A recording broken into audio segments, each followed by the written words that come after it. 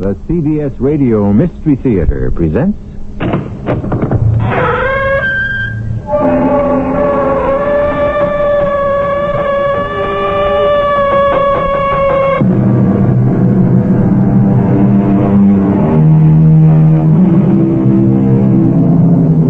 Come in. Welcome. I'm E.G. Marshall.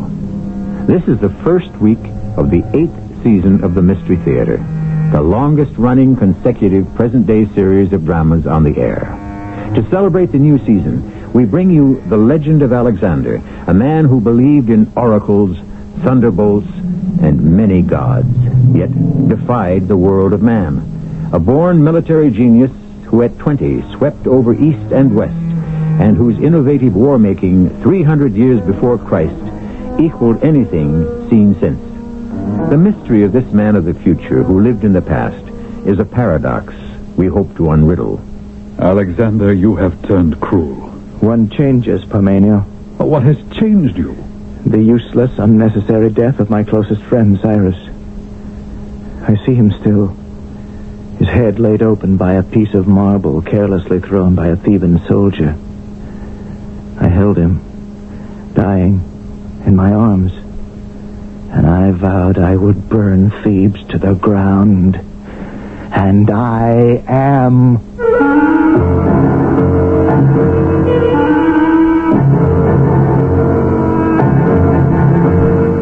Our mystery drama, The Legend of Alexander, Part 4, The Oracle, was written especially for the Mystery Theater by Gerald Keane and stars Russell Horton. I'll be back shortly with Act 1.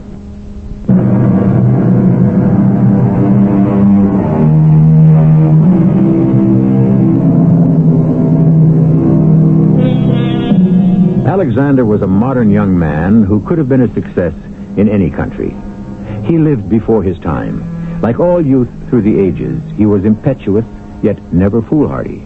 He was wise enough to ensure the odds were with him, which in those days meant checking in with the Oracle of Delphi.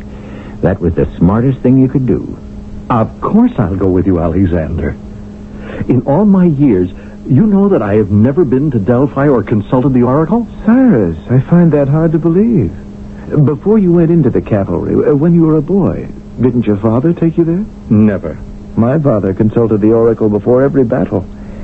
And I'm going to do the same.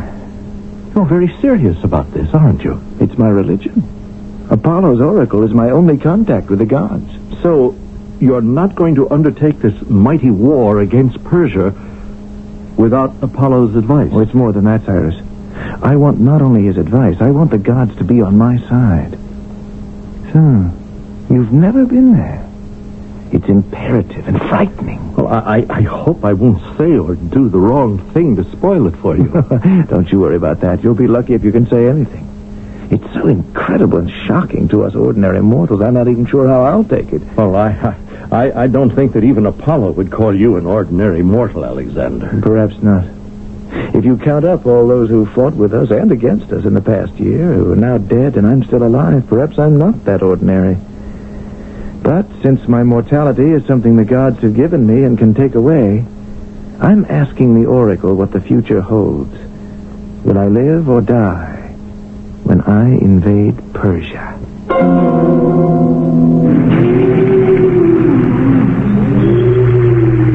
This antechamber in the Delphi temple is where we have to wait until it's our turn. One of the priest prophets will come down and tell us when it's time for our audience with the Oracle. Well, you didn't tell me we'd have to stand in a stone chamber underground, Alexander. It's oppressive. There's nowhere to sit. Well, the priests know I'm coming. We shan't have to wait long. That noise I hear from somewhere above us. What in the name of Zeus is it? That is the Pythia, the high priestess. It is she who communicates with Apollo. A priestess? But if Apollo is to give you advice on when and how to proceed with the invasion of Persia, How are you going to understand what the Oracle is saying? Cyrus, it's all been worked out. Has been for centuries. The priestess is a holy woman who lives in Delphi. A temple priest translates it all. Oh, Cyrus, you do have your offerings of gold, don't you? Oh, yes. All 3 of them. I tied them under my cape so I wouldn't lose them. Give me 1 sackful now. Yes. I'll go up these stairs and give the priest my offering. Now, you remain here. Find out how much longer we have to wait our turn. Without windows, it's like being in a tomb down here. So, it's in this chamber where you talk to the Oracle. It's a lot less stuffy than down where we were. I mean, is it all right to talk? I mean, whisper? Or... Oh, yes. The priest told me there was just one petitioner ahead of us, and we can watch from back here. That man who just came in and walked down to the front of the altar, is he? Oh, yes, probably some poor soul who's come for guidance like we have. And in front of the altar, that round platform of marble on 3 gold feet. What is that for? That is where Pythia, the priestess, will sit. How extraordinary. On that? Where is she? Well, she may be in back of that gold screen. And that man who just came in, he's next. And we follow him. Ah, there she is. See? In that long black robe? Yes. I think I recognize her. She's been here since my father's day. Alexander, what is that cloud coming up from the rock at her feet? She's bending over into it. Is the temple on fire? All is as it should be.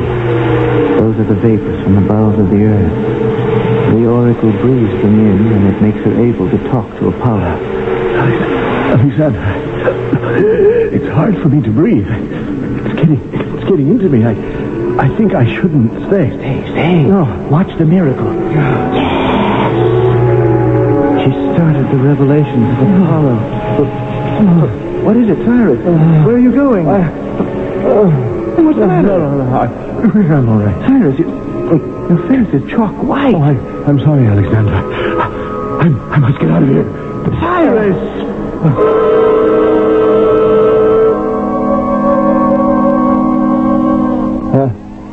Where am I, Alexander? Alexander, is that you? How do you feel now? Well, I don't know. Where are we? In a shepherd's cottage. What? Where? Why? At the foot of Mount Parnassus. You were overcome by the fumes at the Oracle, so I carried you out. This was the first place I could find. The shepherd was kind enough to take us in. Well, does he know who you are? King Alexander? There was no reason to tell him. He's gone off to round up the rest of his sheep.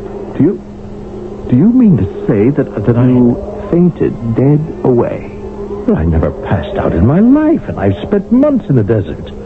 Did you get your advice from the Oracle? No, I left in a hurry carrying you. Well, I just can't forgive myself to collapse like some frail woman. Well, I'm perfectly all right now. Now let me up from this pile of straw and we'll go back to the temple. It's dark now. The temple's closed for the day. The shepherd will be back soon with some more wood for the fire. We'll share his bread and milk and honey. Spend the night here. First thing in the morning... Wait. What is it? You're right. We've got to go back to the Oracle right now, not wait till morning. People will be lining up all night. Well, surely the king would be granted an audience ahead of anyone else. Apollo makes no such distinctions. A man is only a man. Each is equally entitled to Apollo's wisdom, beggar or king. To Apollo, all mortals are equal. Well, isn't it possible that some mortals are more equal than others? Now stop joking and hand me that torch. I'm going to light 2 of these from the fire, and we'll be on our way.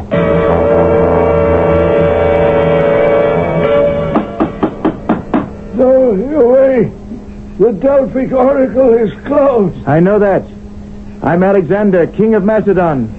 I beg you to come to the gates. Did you say King Alexander? Priest, it is the king, and he would speak with you.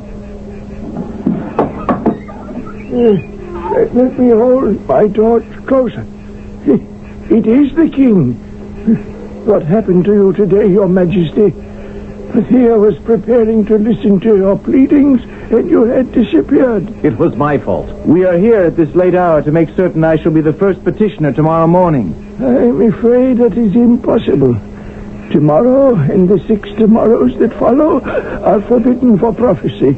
Return in 1 week, and I shall certainly arrange for you to be the first with the Oracle. A week? We have no week. A war waits, a lifetime. My father's ambition. We cannot wait a week. Your Majesty, in 7 days, she becomes so exhausted she needs the next 7 days to rest.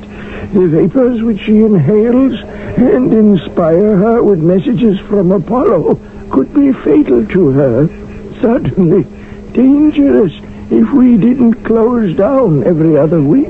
Let me talk to you not as a holy man, but as a patriot. We would all like time to restore ourselves. We all would like to know we're safe from harm and can close our eyes. But death is at the door. That is why I must have Apollo's help. I don't need it in 7 days. I need it now. The Pythia has a responsibility to all people, everywhere. Yes, but she is an elderly woman. And I am Alexander. I wait for no one. Holy man, take up your torch and lead us to where she lives. What good would that do you? She lives in a little house in the village of Delphi. It isn't sacred ground. Is she the voice of the Oracle, or is she not? Yes, she is, of course. Then the spirit of Apollo is alive in her always and can answer my questions regardless of what house they come from. Priest, we follow. Lead the way.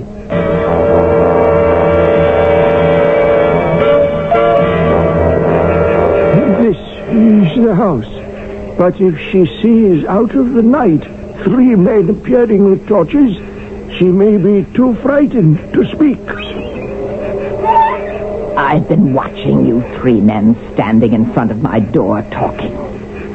Holy man, is that you? Pythia, I must apologize. What are all of you doing here at this hour? I could do nothing to prevent it. What do they want? Pythia, I'm King Alexander. Of Macedonia. I know. And you, beside him, Osiris, chief of Alexander's cavalry. You have come for Apollo's opinion of some matter, but I cannot help you here. I am very tired.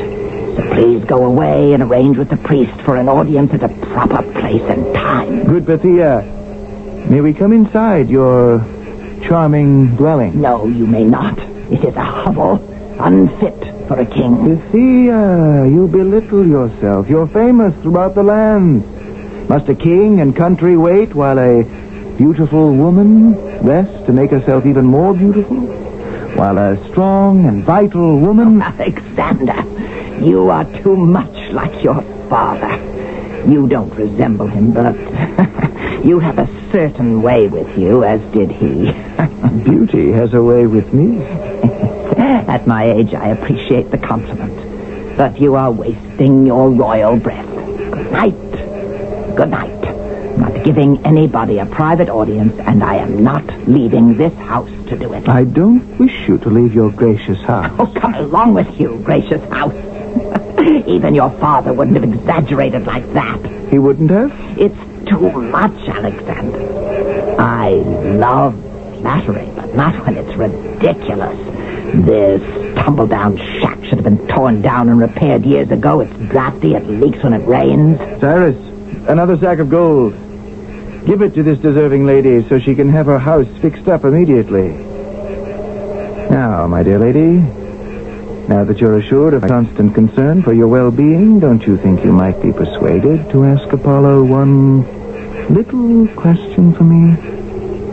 Have pity, dear Pythia, on this poor king whose fate hangs upon your answer. Your fate? Do you really mean that? May the gods strike me dead if I do not. Oh, for heaven's sake, no. Not here. Plutarch observed that from this time forward, Alexander the Great never embarked upon a single campaign without consulting Apollo at Delphi. However, you and I must await my return with Act 2 before we find out what the Oracle prophesied.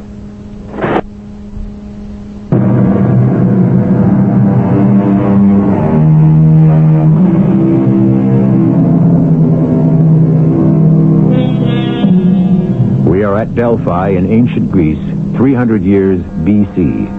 It's a small town on the southern slope of Mount Parnassus, Mecca for those who desire a peek at their future. Inside the Temple of Apollo, intoxicating vapors are breathed and interpreted by the Oracle. But Alexander the Great has missed his appointment and has gone to the house where the Oracle lives. King Alexander, you said you have gold to repair my house. Where is it? Cyrus, give it to her. There should be more than enough gold in that bag. Are you listening to me, Bethier? Since you are always in command of those powers which never lessen or wear off, even when you're here at home... I don't know if that's true. You are a true oracle, and it would be no trick for you to ask Apollo for the answer to one small question. Alexander, I will not give you a private audience. There's a time and a place for every sacred communication. That is what the gods have decreed. They have not decreed anything of the kind. Apollo speaks through you, but not because you sit on a piece of marble on gold legs and put your face into that smoky wind. Oh, you are stubborn. I'm desperate. I must know. Will all go well on my planned campaign in Asia? Come back to the Oracle of Delphi in a week. I may have an answer for you then. I beg you, commune with Apollo, even as you stand here under his lantern, the moon. Reveal to me what success I can expect from my invasion of Persia. My son, you are tireless, persistent, obstinate. What of Persia? Alexander, you are invincible. I am. I am? Say no more. Cyrus, did you hear that? Invincible.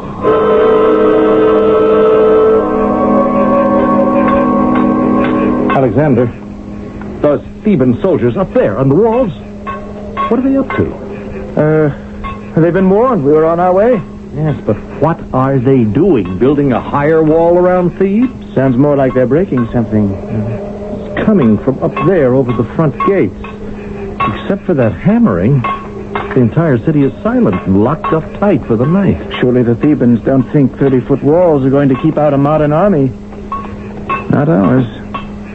But then Thebes' big trouble was always not thinking ahead. Yeah, it's like announcing to the world they were breaking their treaty with us. To let Demosthenes of Athens influence them to tell us to go to Hades. Why didn't we advance on Athens first? They always made trouble.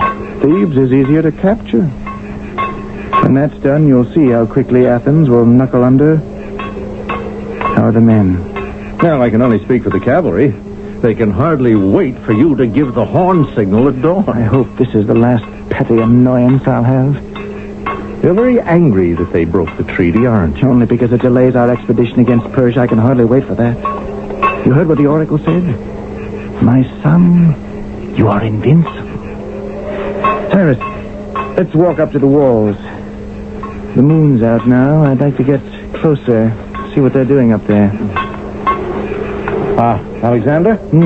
Look, I can see two men up there on the parapet. I think they're building something. Oh, they're smashing some flat stone, I think. They just broke off a corner. Well, they see us. You down there!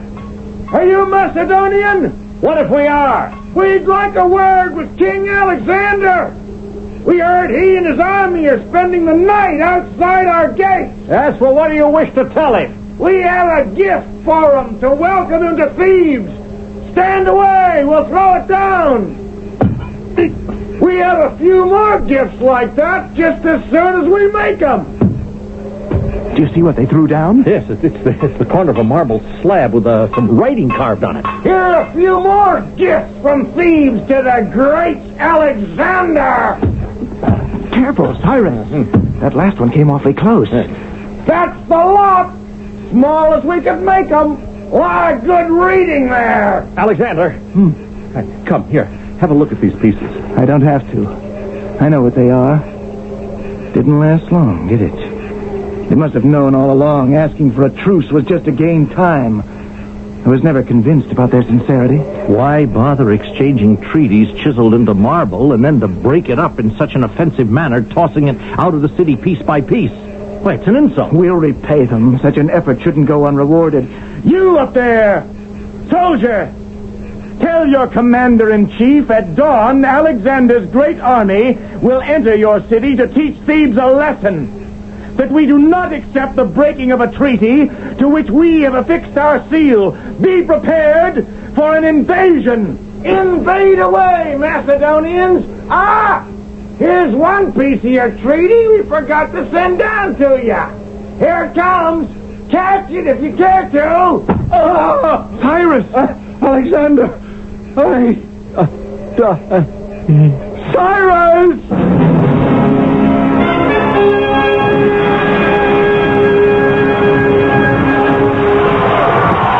Alexander. King Alexander. Yes. Yes, Commander, what is it? May I speak? Not as one of your generals, but as one who has known you for many years. One who taught you military matters when you were young. I don't understand, Commander. You have something to report to me? Alexander, Thebes is being sacked, destroyed, burned. What pleasure can you derive from... there you are. The musicians. Excuse me, Commander. Come over here, you two. Sit in front of the balcony and play for me. Commander, I enjoy the flames, but the noise is a bit offensive to my ears. So I've ordered these musicians to sweeten the sounds out there with their instruments. Alexander, all yesterday and all this night you have sat here watching the city being devoured. But I like that. A great soldier like you doesn't enjoy seeing the innocent suffer. I sit here, my old teacher, and enjoy my revenge. These Theban beasts killed Cyrus, a man who saved my life 100 times, whose friendship I esteemed above that of my own father. They cut him down in the flush of his life. And in return, I am obliterating their cruel city from the earth. The death of Cyrus has changed you? Yes. The useless, unnecessary death of my closest friend. I see him still, his head laid open by a broken piece of a broken treaty. I held him, dying in my arms, and I vowed I would burn their city to the ground. Alexander, I beg you. Can I not persuade you to leave off watching this Holocaust? Parmenio, I think you've said as much as I care to hear. Then let me tell you what will please you.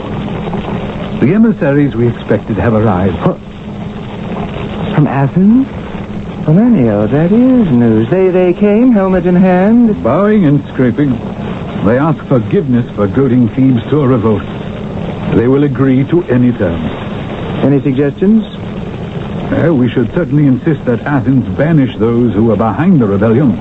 Well, there is one other problem which only you can solve. Some of our soldiers last night broke into the house of Timoclea. Do I know the lady? Our captain led a raiding party, entered the lady's house, and met his death at her hand. She killed a captain? In a rather cruel fashion. She has been apprehended and brought to me. So? Deal with her. Well, this lady, Timoclea, says she is the widow of an officer who fought the Battle of Chaeronea with your father. I thought you would like to see her. I haven't time for that. Her husband fought for the liberation of Greece. I heard you the first time. Alexander, haven't you always prided yourself in respecting vanquished and victors as human beings? You've never been one who saw people as oxen to be led to slaughter. Parmenio, you're a wise old bird. If I didn't know you're not a man of two faces, I'd say you're trying to make me feel ashamed. Well, I would never criticize the decisions of my commander-in-chief. Have the lady brought to my command tent. And, General Parmenio... never mind. It's all right, I'll survive. My dear boy. What would my father have done? Forgive me, honey. I'm heartsick over the loss of my friend. I have no words to tell you how I feel. It hurts. Deeply. Grief is itself a medicine. I pray you are right.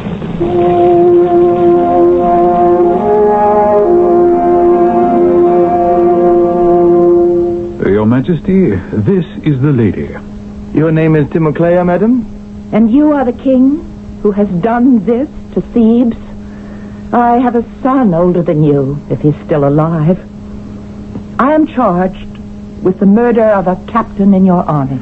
Not a Macedonian, we understand. A Thracian who fought with us. May I speak to you alone, Your Majesty? Certainly.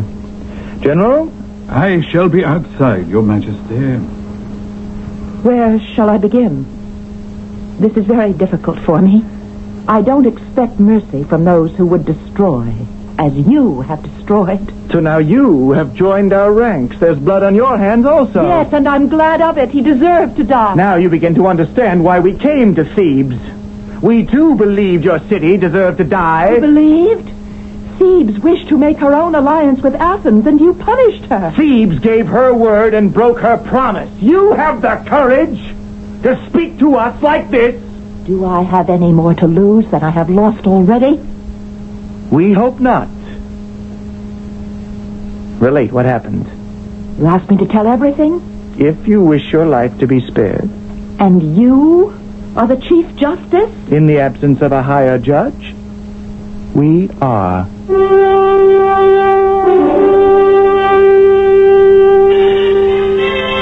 Even as he was passing judgment, Alexander felt guilty. He admired courage and compassion. In the years that followed, he knew he had not been compassionate with Thebes, that he had given free rein to revenge. He knew the destruction of Thebes was a monstrous act for which Alexander never forgave himself.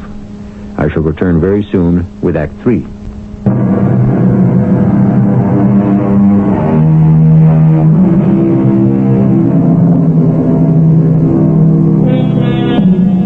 Thebes is burning, put to the torch by Alexander the Great as answer to a broken treaty. His arch-Athenian enemy, the orator Demosthenes, had persuaded the Thebans to repudiate their friendship with Macedonia and throw in their lot with Athens. Our curtain rises as a noble Theban woman, Timoclea, stands before Alexander accused of murder and awaiting sentence. Timoclea, speak of the killing you're accused of. Last night, some Thracian soldiers broke into my house. The captain took me and used violence with me. Do you mind? It's difficult for me to speak of this. May we have a cup of wine brought to you to calm your spirits? No, thank you. I can manage. After having satisfied his lust, this wild beast asked me if I had any money concealed on the premises. I said I did, and I bade him follow me into the garden. There's a well in the garden, which I showed him. And I said to him, when the foreign troops took over the city and were beginning to burn it, "Oh, King Alexander, why did you have to destroy our beautiful city? Why?" General Parmenio, would you come here? What can I do, Your Majesty? One can do nothing for this lady. She seems to have lost sight of who is the accuser and who is the accused. You are like your father, King Alexander. Not at all. He had many friends. We do not. He had a great heart. Ours is hard. In return for his goodness, he was murdered. Goodbye, madam. Your Majesty, is this lady guilty of murder? We never got round to the details. Well, the king has a quick temper. If you can confine yourself to answering a simple question, we can proceed. I'm sorry. I'll confine myself to what happened. Madam, you were saying? I showed this captain the well where I said I had thrown all my valuables. When he bent down and looked in to see, and I said to him, no, you have to look further. It's a deep well. And so he climbed up on top to have a closer look. And I came up behind him, and I pushed the ugly brute into it. Are you going to have me executed? Or sold into slavery? Madam, your husband was in the war? I am the widow of Theogenes, who fought the Battle of Coronio with your father. He fell on the battlefield for the liberty of Greece. Theogenes. Yes, I know that name. My father spoke of him. Whatever you will do with me, I'm not sorry for what I did. I would do it again. Parmenio, take this lady and have her accompanied through the Macedonian lines to whatever place she wishes to go. Guard her well. She's very brave. And she's free.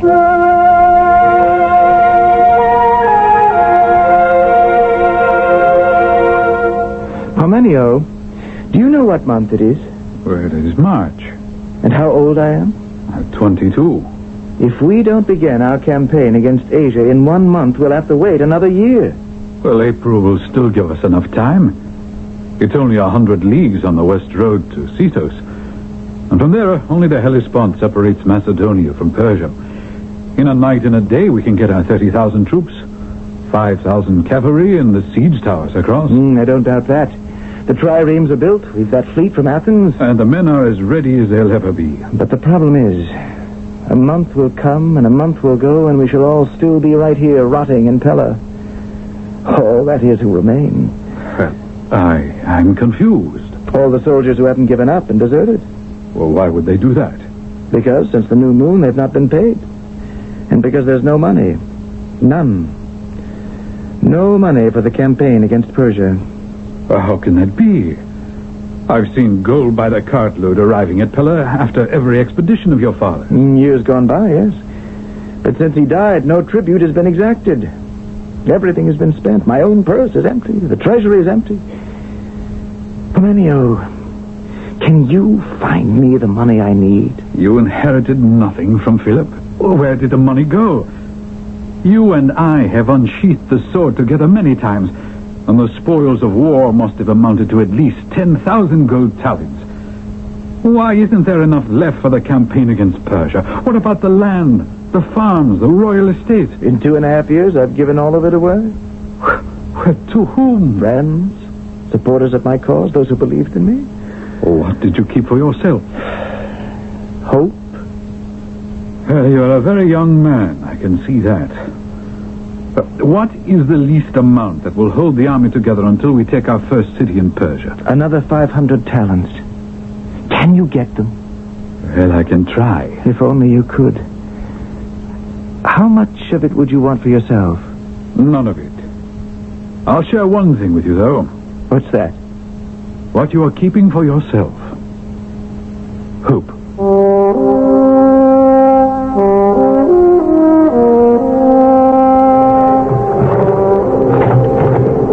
Listen to those oars men row, Parmenio. Listen to the wind and the sails. How I waited for this day. Bless Apollo for granting us this clear day for our crossing. I haven't blessed you for not raising 500, but 800 talents. There are many people who believe only you can ensure the safety of the Hellenic world against Asia. Now, when we get to the middle of the Hellespont, we'll drop anchor long enough to make our offering to Poseidon. Are your commanders on shore keeping an eye for us to signal when to launch their boats?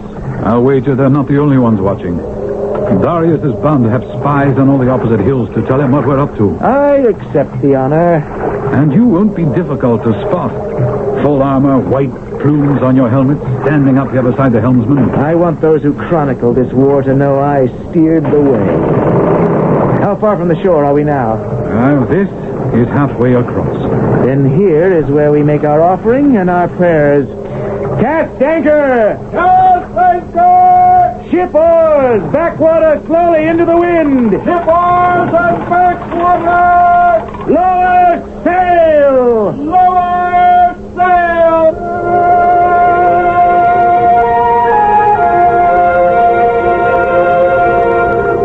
Alexander, why do you feel compelled to invade Persia? Do you remember asking me what I had inherited from my father? Little enough you said on that balance sheet. I think I left out my most important inheritance. War against Persia. I'm going to make my father's dream come true. To liberate all the Greek cities under Persian rule. He wanted all Greek cities to be united as one, for we speak a common language. I see. Philip of Macedon's dream. I shall make it Darius of Persia's nightmare.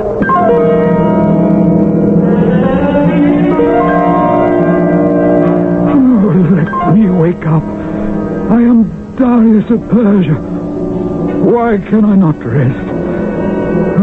Every night I see his men advancing. Battle after battle we are pushed back. Oh, must I dream this over and over again? Alexander's cavalry. Look at them. A wave of spears. Oh, run. They are overwhelming us.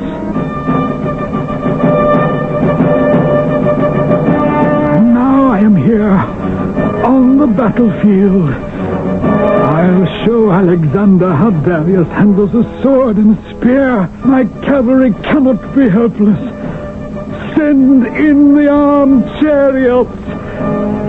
Oh, no. No.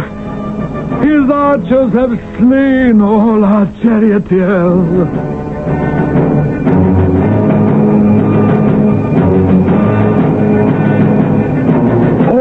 Is lost. Run! Run! Save yourselves, Persians! Oh, you gods! You have deserted Darius. It is the end. I am no longer Darius.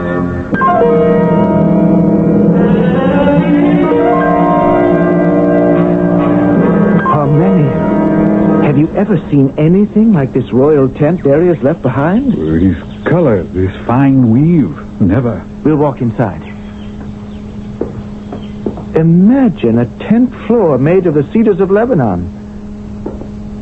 This chair, inlaid. That must be ivory. Gold and silver cups, gold platters. Think of it. Darius ate from gold platters on the battlefield. Over here, Alexander. Have you ever seen such a bath? A gold bathtub 50 leagues from Persepolis? All these things he took with him. And here, a throne. Now I know what it means to be king of Persia. Wherever he's hiding now, it's not like this. Excuse me, Alexander. I see a messenger at the tent opening. Give it to me. You may go. Yes, General. Ah, a message from Darius. Already? He couldn't be far. What does he say?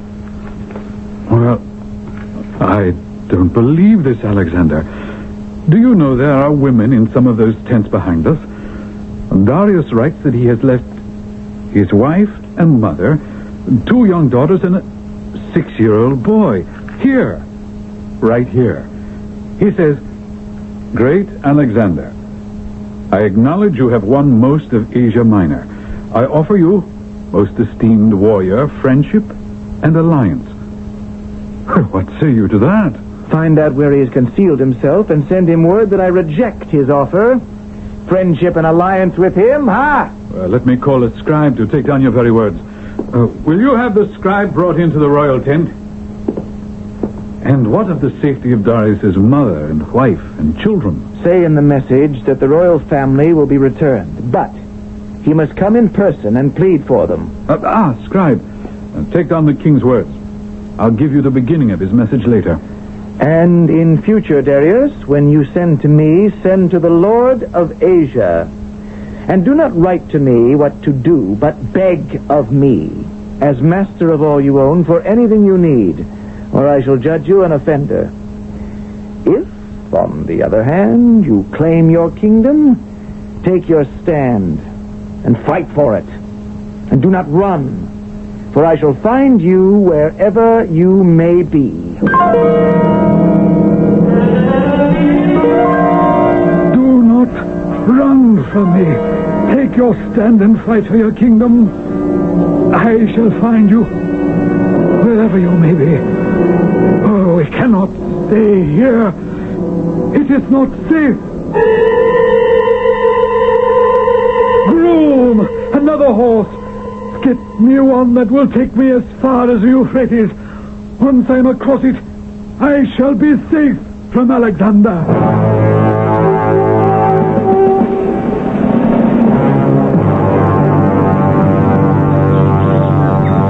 Alexander. Alexander, it's morning. Ooh, who is it? Ah, Parmenio. Ooh, what brings you to Damascus so early in the morning? It has slipped your mind, Your Majesty. Your whole army is now in Damascus. Oh, yes, so they are. It's a lovely city to spend the winter. Don't you like it, old friend? Yes. You don't know what a pleasure it is to have plenty of food and plenty of rest. And plenty of entertainment. We deserve it, all of us.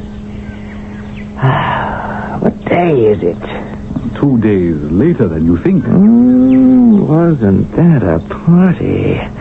By Apollo, an invincible party. or a party for the invincible, huh? Well, I left early. 2 nights ago. Parmenio, there is criticism in your voice. What's that in your hand? A letter from Darius. We haven't heard from him in months. What does the dear Persian want? Well, he wants his family back. And as ransom, he offers you 10,000 talents. All the land west of the Euphrates. That's because he is hiding east of the Euphrates. And he offers you a daughter in marriage. And an alliance. The terms get better every time he writes. But, no. There's still a great deal of land to be won, and right here for the winning. It is written on Olympus that I must battle Darius one more time and gain the entire Persian Empire. It is so written? Oh, yes. And I shall succeed. Remember? The Oracle told me I was invincible.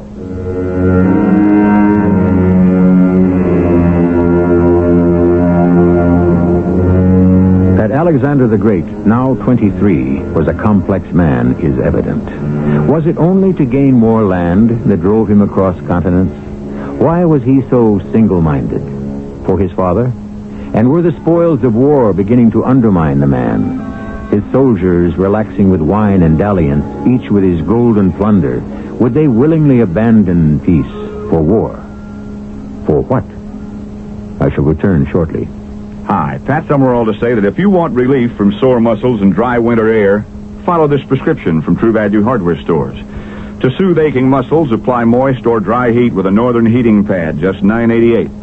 For relief from dry winter air, get a Northern Cool Spray Humidifier for $9.98. It holds a gallon of water and runs all night on one filling. Relief is on the way with a Northern heating pad or a Cool Spray Humidifier from your participating True Value Hardware Store or home center. And tell them Pat Summerall sent you. What do doctors recommend to avoid constipation? These days, doctors stress the importance of fiber in the diet. Food fiber that helps the system regulate itself naturally. Metamucil is the laxative made from natural fiber. No chemical stimulants. So for occasional constipation, doctors recommend Metamucil more often than any other laxative. The way to overcome constipation is the natural way. But if not nature, Metamucil. Read label and follow directions. If you use a long-lasting nasal spray, you ought to check the package. If it has a big 12 on it, you're getting the longest-lasting relief you can get. You're using Duration nasal spray. Duration is different because Duration has the longest-lasting nasal decongestant. So Duration gives you up to 12 hours of relief. That's up to 2 to 4 hours longer relief than most other long-lasting nasal sprays. Look for the nasal spray with the big 12 on it. Duration. The proof is on the package. The package with the big 12 on it. For occasional use only as directed. Bob Hope here for USO. He's 20, in the Army, married and assigned far from home. At 18, she's in the Navy and stationed in a country where she can't speak the language. They're the kids next door, down the street. Perhaps your own son or daughter. You can't be there to help, but the USO can worldwide. USO helps with their personal emergencies, housing needs, understanding their new area, and even providing a glimpse of back home. Why? Because thousands of USO volunteers care. USO.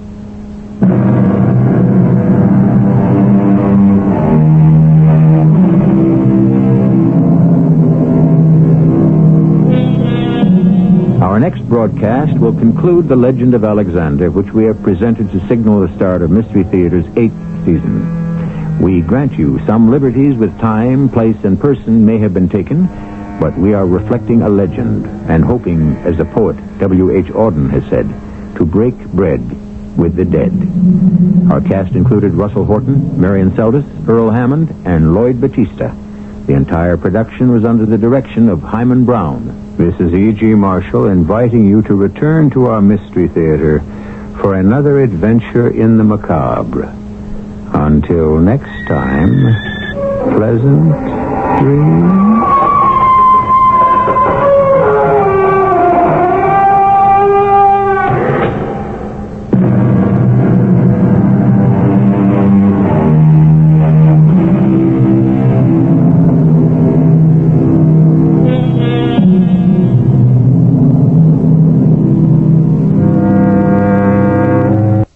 Mystery Theater presents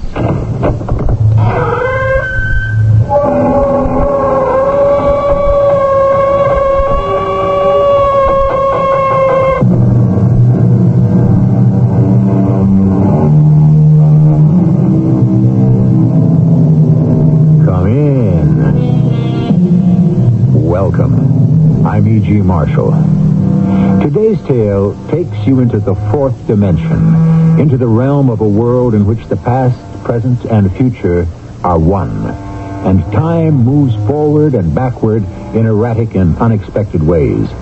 It is the frightening experience of reaching for an explanation where no explanation is possible. Would you like to sit down? You look as though you were going to keel over. No, I'm all right. You sure? No, I'm anything but sure. A few minutes ago, I thought I had everything under control. No, I'm not sure of anything. I thought I lived here. You're wrong about that.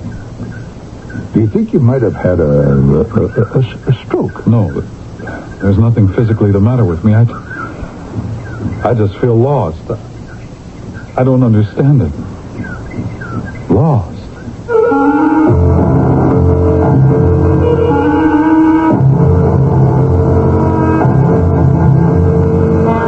Our mystery drama, Between Two Mirrors, was written especially for the Mystery Theater by Sidney Sloan and stars Marion Seldes. I'll be back shortly with Act One. Dinner's done. Sir.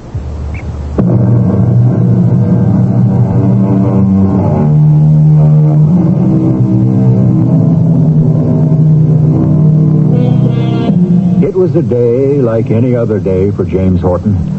He had left his modest suburban home that morning to go to his job in the city. He had worked a full day and left his office at 3 minutes after 5, missing his 5:15 commuter train. He made a quick call to his wife, telling her he would be late and boarded the 5:28 instead. As a result, he missed riding with his usual fellow commuters. That was all to the good, he thought, and promptly fell asleep. He woke just as his train was pulling into his station, got off, and walked home, paying little or no attention to the ambulance and emergency vehicles clustered around the station. It was always a pleasant walk. It was a day like any other day for James Horton. A good day. And Judy was waiting. Funny. Key doesn't work. Something the matter with the lock. Oh, well, always something.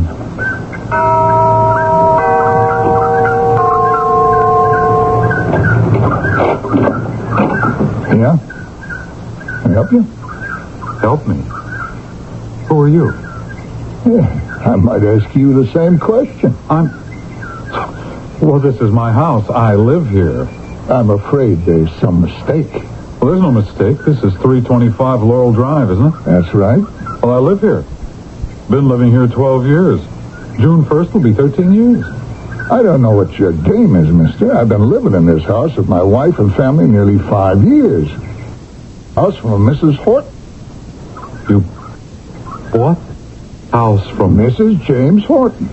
No, you couldn't have. She wouldn't have... Here, I don't know what's going on. I'm in the middle of dinner. No, if you don't mind. No, wait. Don't shut the door. I'm James Horton. You must be joking. I left this morning to go to work. Please, you must be confused, mistaken. I've lived in this house with my wife, Judith, for almost 13 years. I left this morning to go to work. You never left here this morning. Couldn't have. I've lived here 5 years, since 1981. But this is 1981. Here, look at my newspaper. I bought this morning as I boarded the train to go to work. Look at the date. September 14, 1981. Hey, you've got a 5-year-old newspaper, mister.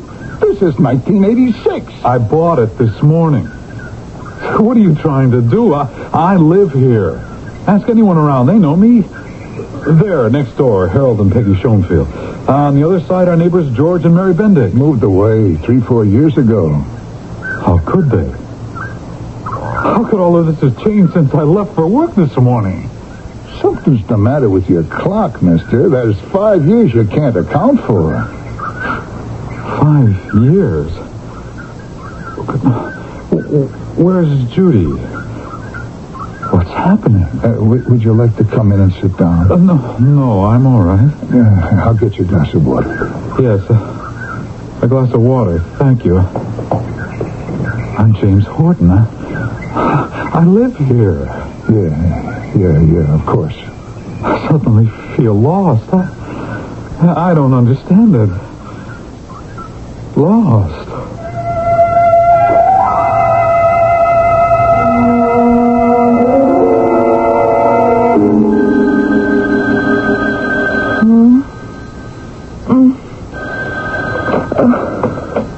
Hello? Judith? Who is this? I just missed the 5:15, darling. I'll catch the 5:28. Don't worry. Jim, is that you? Jim? Gotta run, Judy. Jim? Or I'll miss the 5:28. Jim, answer me. Where are you? Jim? Hello?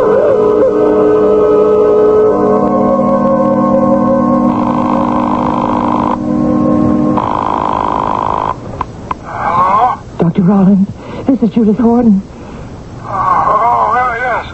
Yes, Mrs. Horton. Please forgive me for calling you at this hour, but Is it urgent, Mrs. Horton? I have to be at the hospital 6 tomorrow morning, and I heard from Jim.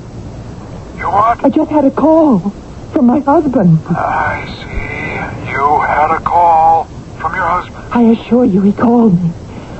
I know his voice. Mrs. Horton, I prescribed a sedative for you. You know, sometimes they have a way of causing... No, I didn't take one this evening. Well, what did Jim say? That he'd missed his train and he was taking a later one. It was the identical call he made to me that day, 3 weeks ago. Did he say anything else? No, just that, and then he stopped talking. May I suggest that you go back to bed and try to get some rest? Take one of those pills I prescribed. It'll let you sleep. You come and see me tomorrow.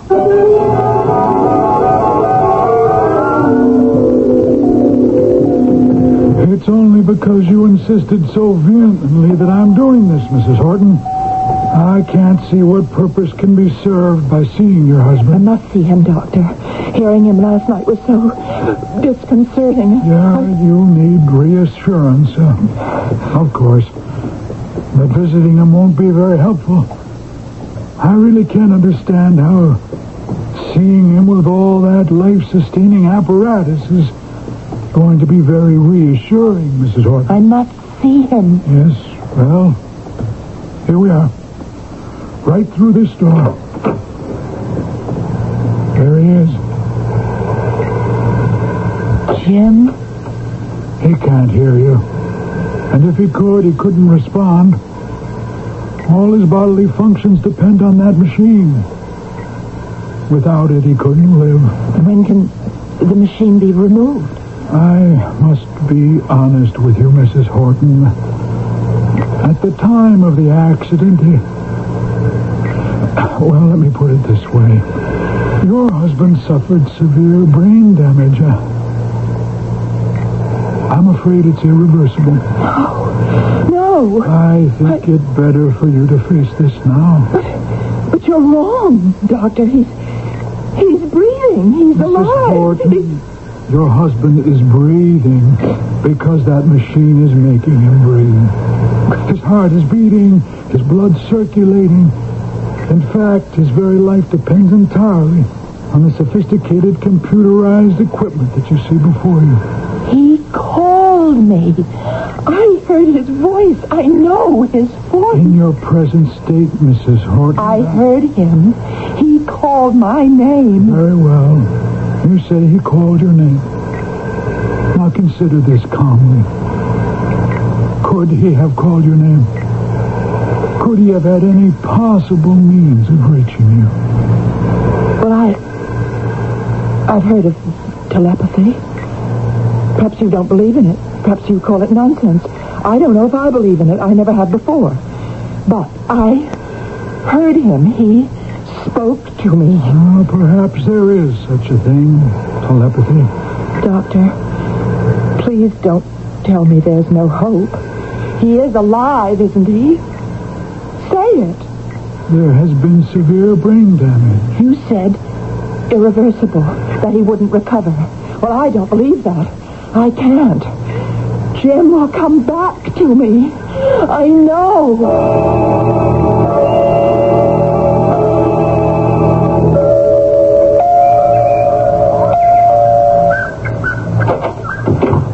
Oh, Judy.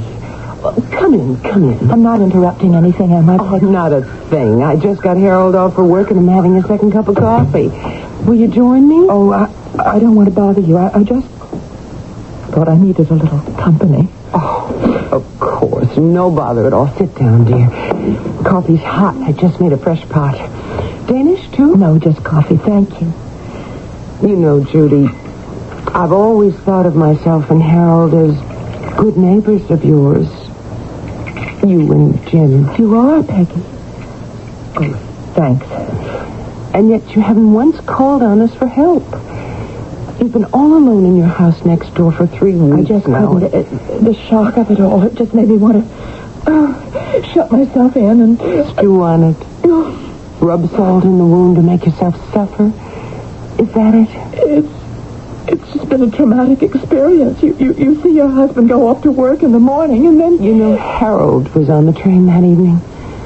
The one that Jim usually took, the 5:15. Jim called me just as he was leaving. He said he'd missed the 5:15. He was taking the 5:28. Judy, I'm sorry. I shouldn't have started on that. No, I came over to talk to you about it. I need your advice and your help. If I can. The doctor has spoken to me several times. About Jim's condition? Yes. He seems to be asking me to make a decision that I find almost beyond my strength to make. A decision? What kind of decision? He tells me, or he's been trying to tell me, that Jim will not recover. Oh, Judith, dear. Maybe he's wrong. His brain no longer responds. He's kept alive by machines. And if they stop? The rest of him will die. What does he want you to do? The doctor. He wants me to give the word to stop the machine. He wants you to let him die? Well, he wasn't quite as blunt as that. No, Judith, you mustn't even think of it. It would be with you the rest of your life. The guilt, the knowledge that you would... No, put it from your mind.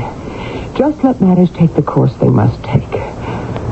Don't take on that terrible responsibility. You mustn't. The doctor's waiting for the answer. Well, it must be no.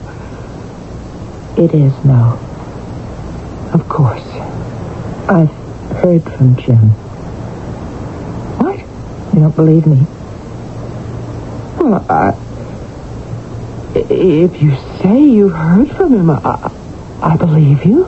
You think I'm losing my grip on reality? Oh, no. Dear Judy, after all you've been through in the last few weeks... The other night I was wakened by a phone call. It must have been 2 or 3 in the morning. Jim was calling. What? What did he say? He told me he was taking the 5:28, that he'd missed the earlier train. You heard him just the other night? And I immediately called the doctor to tell him. Oh, Judith, no. You were dreaming. I was wide awake. The telephone woke me. If you say so. Of course you're distressed. Who wouldn't be? Look, the coffee's all cold. I'm going to put the pot back on the stove and we'll have another cup. Oh, get that for me, Judy, will you? Hello? Judy. Judy, what's the matter? Jim, it's actually the same call. He's telling me again that he's taking the later train. What? This is the third time he's called, and it's the same message. Here, give me the phone. Oh, there's nobody on the phone. Just dialed him. Judy. Judy, listen to me. Jim is in the hospital. He's in no condition to... He couldn't possibly have called you. Don't you see, dear, you're imagining something. The telephone rang. That wasn't just my imagination. It was Jim calling me. I know it was. He'll come back to me. He'll come back.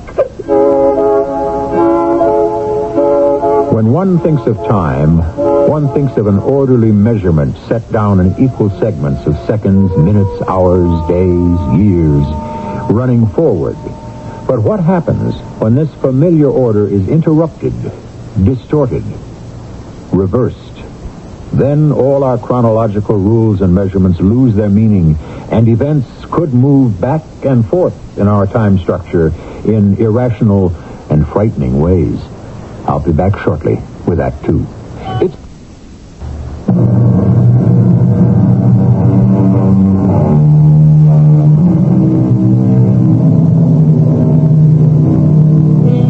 Judy Horton has heard the voice of her husband calling her on the telephone to tell her that he will take a later train. It is the identical call she received 3 weeks before, and she knows that he is physically incapable of making this second call. Is it an illusion, or is it a recurring time echo that will repeat itself ad infinitum? It is the next day, and a troubled Mrs. Horton receives a caller.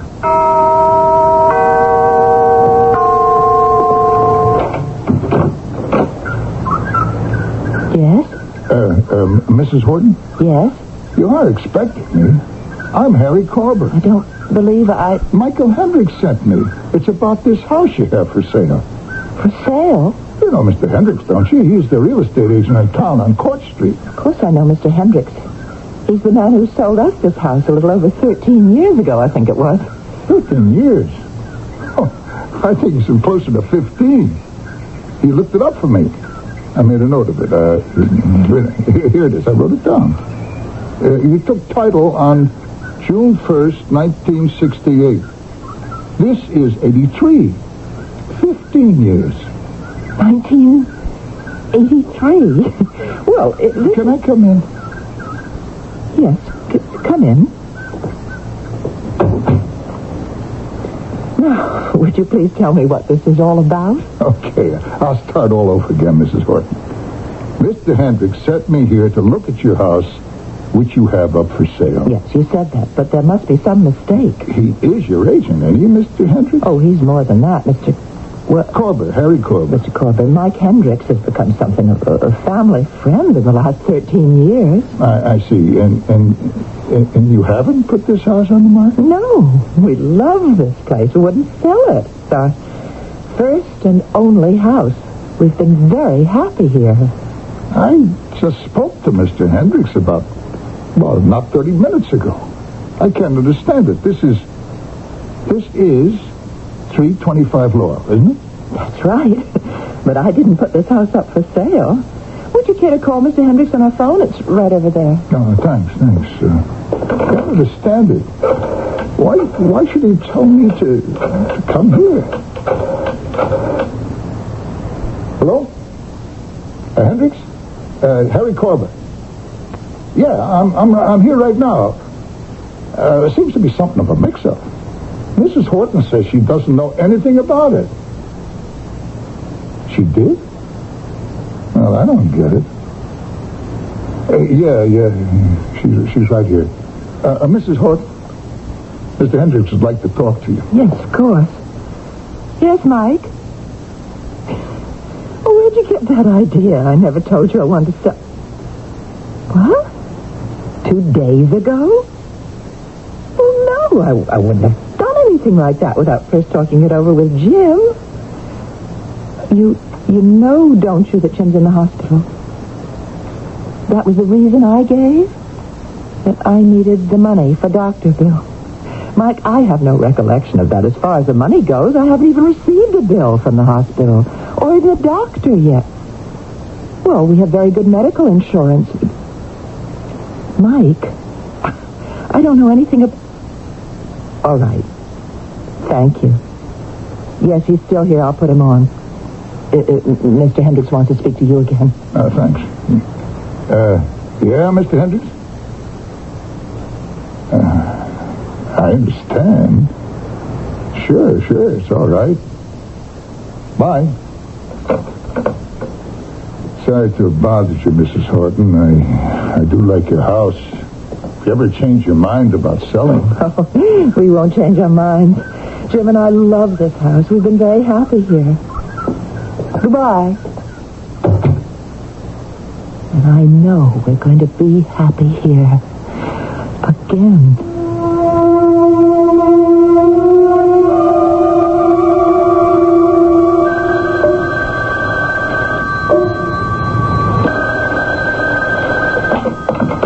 Hello?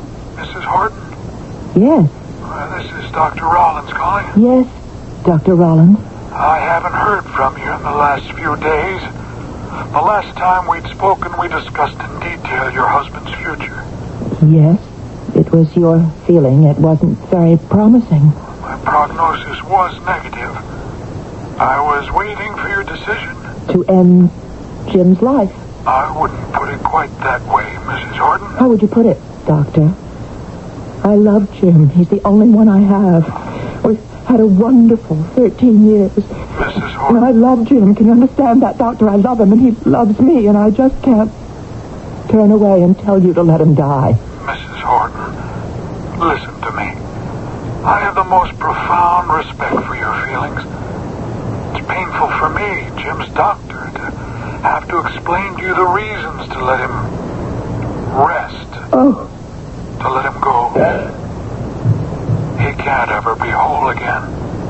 He can't come back to you. Yes, he can. He will. Jim is living. He will come back.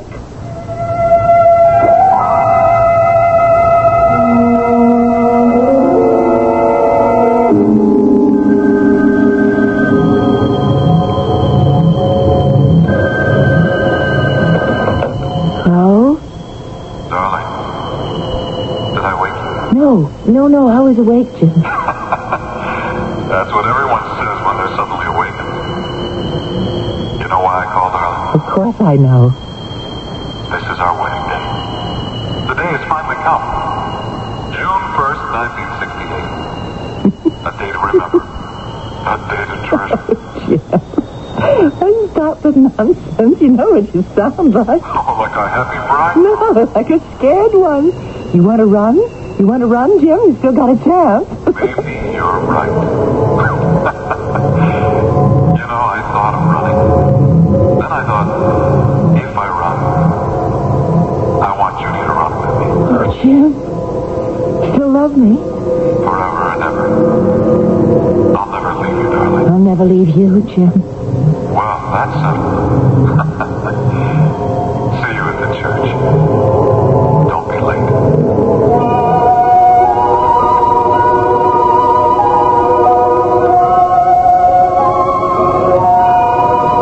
This ring I thee wed. With this ring I thee wed. Whom God hath joined together, let no man put asunder.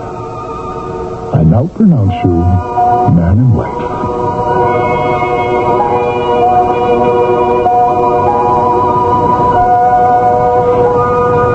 Dr. Rollins will see you now. Thank you. Right through that door, sir. Thank you.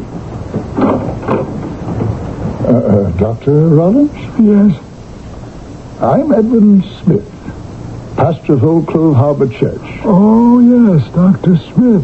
Come in. Thank you. Sit down, won't you? James and Judith Horton are members of your church, aren't they, Doctor? Why, yes, they are. I've known them a long time. As a matter of fact, I married them. It must be 13 years ago. Well, I know you're an old friend and their minister. That's why I asked you to come and see me. Well, if there's any way that I can help them. There is.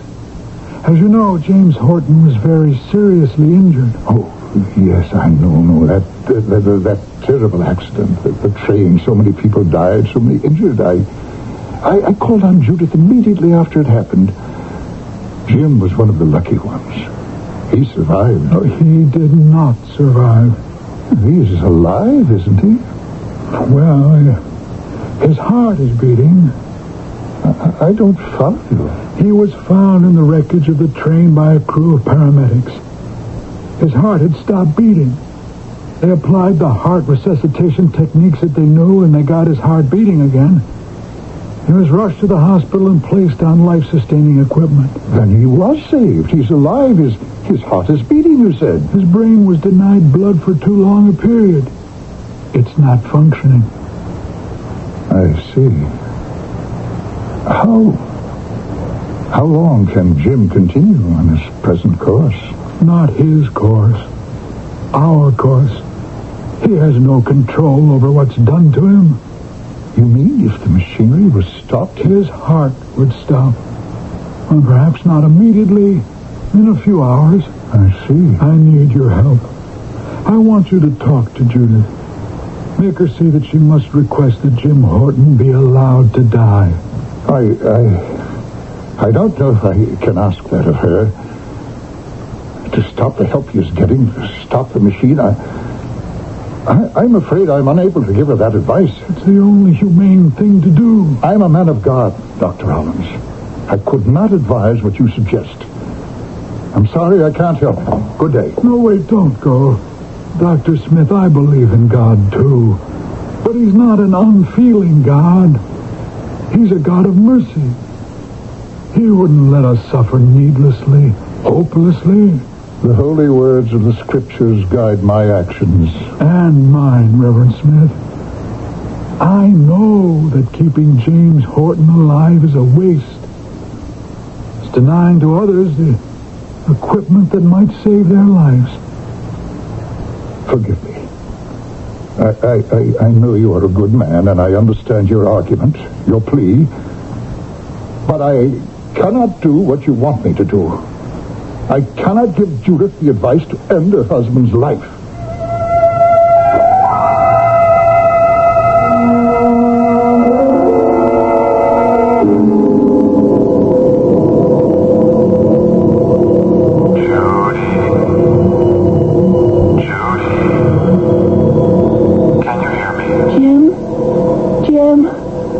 wanted to hear your voice. I came to talk about a very happy time, my darling. A happy time in our life. Judy, I'm home. I'm in here, darling. Lying down? Here, you all right? Not sick, are you? I never felt better in my life. I went to see the doctor this afternoon. What did he say? What we expected him to say. And about time. It looks like we're due for an increase in the size of the family. Great. Oh, what wonderful news. Oh, we've waited so long. When, darling? Well, he figures that it'll arrive about June 1st. Our anniversary. Our 4th anniversary, June 1972. But he didn't guarantee that it would come right on the 1st of June. It might come earlier or a week or two later. Oh, the little fellow will be welcome whenever he comes. Or a little girl. Or little girl. Oh, darling, this calls for a celebration. You get all dressed up. We're going to go on. We're going to celebrate right here, darling. A nice, quiet evening, sitting here and being calm and quiet. Calm and quiet? Doctor's orders. He said the whole thing might be touch and go for a while. I've got to be careful. Okay. We'll follow orders. We can hold hands, can't we? Oh, he specifically ordered me to hold hands. That's part...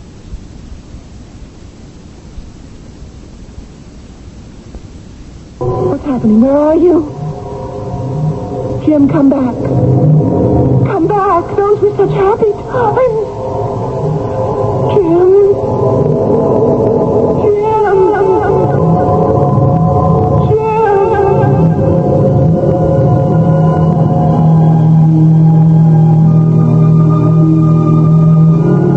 When the meaning of time breaks down, an event, a disaster, a voice, a precious tender moment can be repeated into infinity.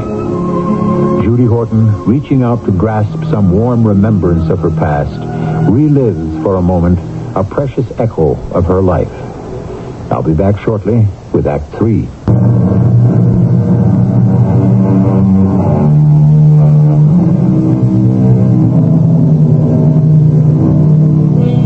James Horton lies isolated from the world, surrounded with life support instruments which keep his blood coursing through his veins, his heart pumping, his temperature and blood pressure normal.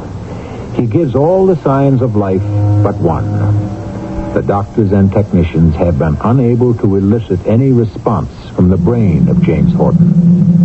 Alone in her house at 325 Laurel Drive, Judy Horton receives a most confusing telephone call.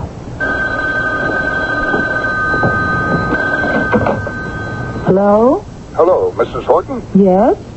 I had a devil of a time finding you. Name's Corber, Harry Corber. My name strike a familiar chord? No, I can't say that it does. Corber, Mrs. Horton.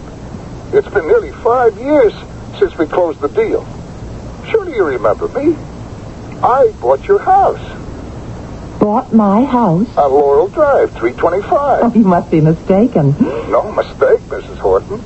Mr. Hendricks was your agent. He managed the whole deal. You know, Mike Hendricks? I know Mike, but I called him to get your telephone number. He didn't have it. Said you had moved away and he didn't know where you'd gone. I haven't moved. What are you talking about? He gave me Peggy Schofield's number. She used to be your neighbor. Now she's living Mr. Corber, Peggy Schofield is my neighbor now. She lives right next door. I saw her this morning. I don't understand this. Would you just please tell me why you've called? Well, it's a little strange, the whole business, but I had to call you to find out something. Yes? A man rang my bell yesterday. It was about 6:30. I was eating supper at the time. Yes? Well, I went to the door. The man was a total stranger. I asked him what he wanted. He said he was living there, in my house. I don't see why you have to... Said his name was James Horton. What? Yeah, I was surprised, too. Said he lived at 325 Laurel. You saw Jim? 325 Laurel Drive is my house. The house you sold me 5 years ago. He thought he still lived there. No. This all struck me as mighty peculiar. When we closed the deal, the day I took title to your house... I don't know what you're talking about. Sold my house. You remember? You didn't want to sell it at first. Then you changed your mind. Mike Hendricks told me that you had to sell, needed the money to pay your bill. No. Mr. Corber, I don't know you. I've never met you. I don't understand anything you're saying. Jim and I would never sell. That's what you said the day in Mr. Hendricks' office. You said you wouldn't have sold the house if your husband was still alive. Would you please stop torturing me? Would you get off the phone and leave me alone? Don't you want to hear the whole story? You ought to be interested. Your husband came to my door. At least he told me he was Horton. I thought he was a phony at first. Hendricks told me he had died.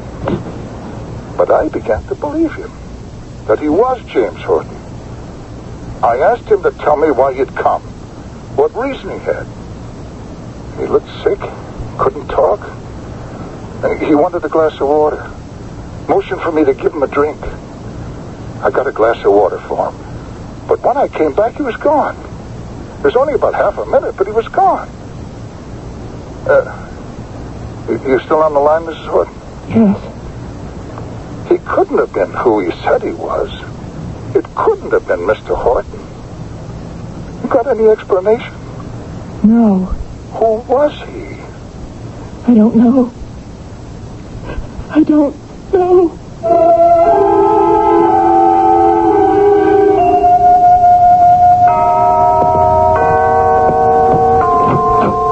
Oh, Peggy, come in. Well, I was out shopping when you called. Amy just gave me the message.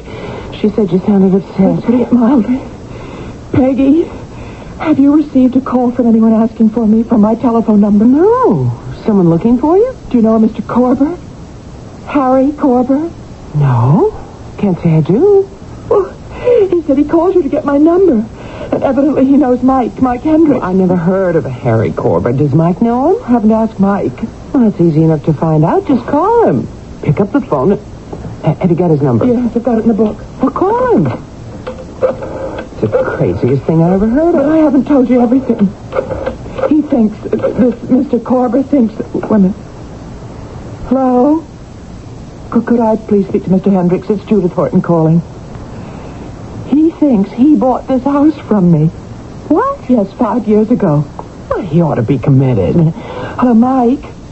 I'm fine. Jim is still the same. Yes, I know. Listen, Mike, the reason I called... Do you know a Mr. Harry Corber? You don't. Well, this is really getting strange. He never asked you to find a house for him? Now, wait a minute. He said that you sent him to look at this house several years ago. And that I said at that time I wasn't selling. You don't know him. You never sent him to see me. All right, thanks, Mike. Yeah, I'm sorry to bother you. Goodbye. Judith, it seems to me this is a matter for the police. No, not the police. Well, this might be some kind of a con game. Just too incredible. He said he was living in this house and was calling me from 325 Laurel. But how could he be? And the reason for him calling me was that Jim had come to his house, this house, Jim, and was telling Mr. Corber that Mr. Corber, was an interloper. Well, don't you think Mr. Corber was trying to pull something, some sort of racket? No, I think he was altogether sincere. He seemed just as confused as we are.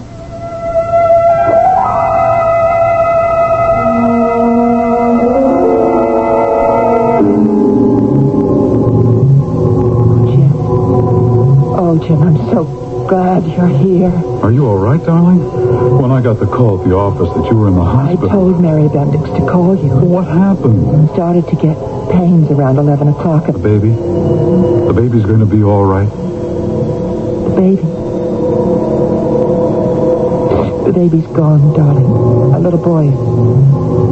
Gone. Darling, Judy, listen. I know. I know what you're going to say, but there's no use saying it. The doctor told me there won't be another chance. Well, he's wrong. We'll have another, Judy. Oh, Judy, my darling. Jim.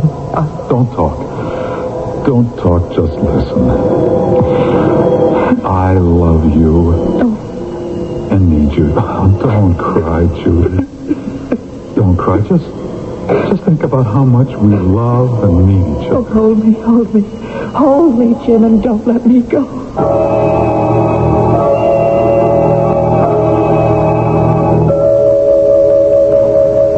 Mrs. Horton, sit down, won't you?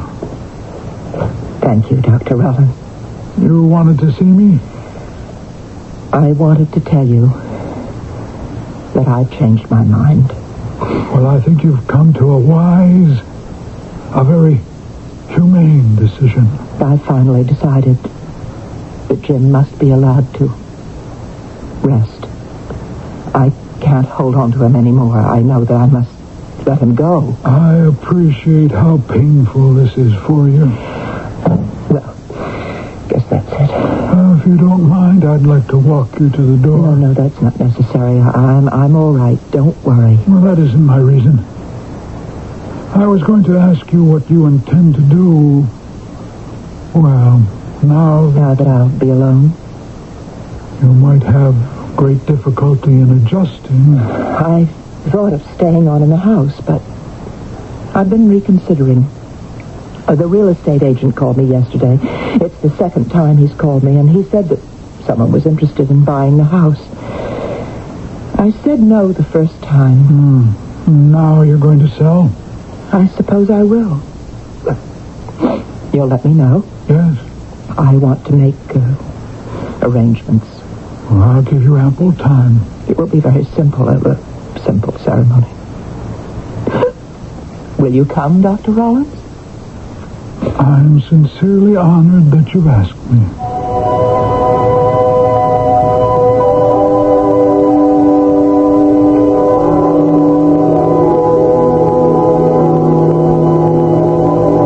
May God bless and keep the soul of James Fulton.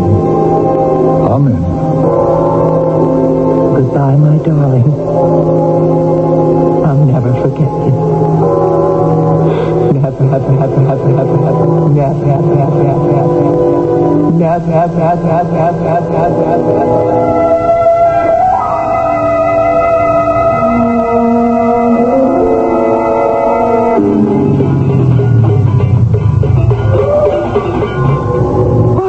Here, Jim. Well, I want to untie those tin cans and wipe the just married scribbles off the car. Oh, I don't mind everybody knowing we're just married. I'm proud of it. So am I, but I don't want to advertise. Come on. Will you come on? Where are you going?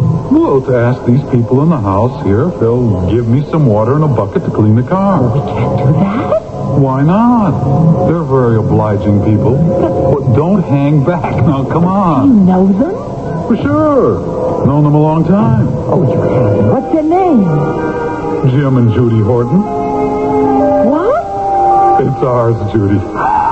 It's our house. If you want it. 325 Laurel Drive. Oh, Jim. Our house. If you don't like I it... love it. I love it. Oh, what a surprise. You didn't breathe a word of it. A wedding present, Judy. My wedding present to you. Oh, my darling. You want to go inside? Do we have time? There are people waiting for us. The reception dinner. Oh, let them wait. We're the guests of honor, aren't we? Let them wait. Into my arms, bride. Oh, you're going to carry me over the threshold. Isn't that the proper thing to do? Oh, Jim, I love you. And I love you, Judith. Forever and ever. Forever and ever. And ever.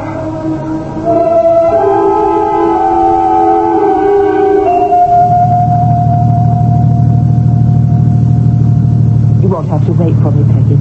Mr. Hendricks said he'd drive me back after the closing on the house. Well, just don't forget we're expecting you over for dinner tonight. Your farewell dinner. Don't sound so sad. I won't be so far away. Cooperville. I'll come back and see you. You'll come and visit me. It won't be as close as next door. Judith, don't you feel a little sad about pulling up roots, selling the house and going away? Oh, of course. I'm going to miss you and Harold. Such good neighbors. Oh. I've got a lot of bills to pay, and the money the house will bring will pay them. Gosh, it's funny. I thought I'd never leave here. Jim and I were so happy here. You were two people really made for each other. I used to tell Harold. We had 13 wonderful years.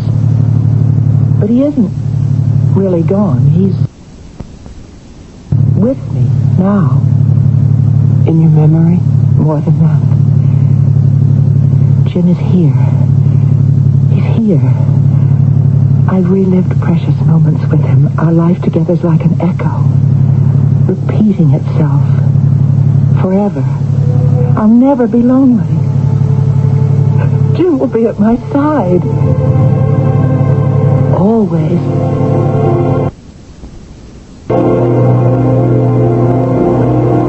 Judy and Jim, the tale of two people who loved each other beyond the boundaries of life, beyond the restrictions of man-made time. A wonderful love that became a recurring echo into infinity. I'll be back shortly. The CBS Radio Mystery Theater presents...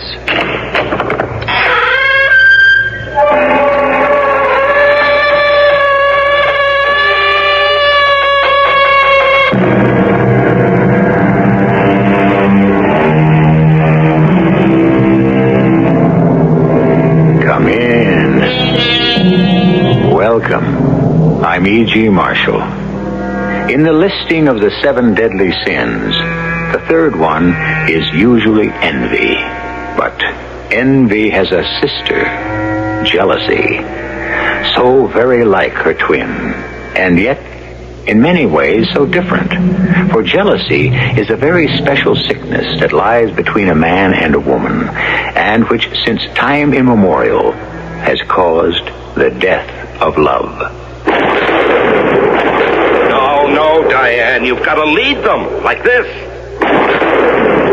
You missed too. Yeah, well, that's because you've got me all shook up, Diane. Great. That makes it a good day for the ducks. I didn't want to hit one anyway. Oh, now can we get out of this cold, damp blind, or whatever you call it, and go pretend we're civilized human beings? Well, if I take you back there, will you act like one? What does that mean? Diane, will you let me make an honest woman of you?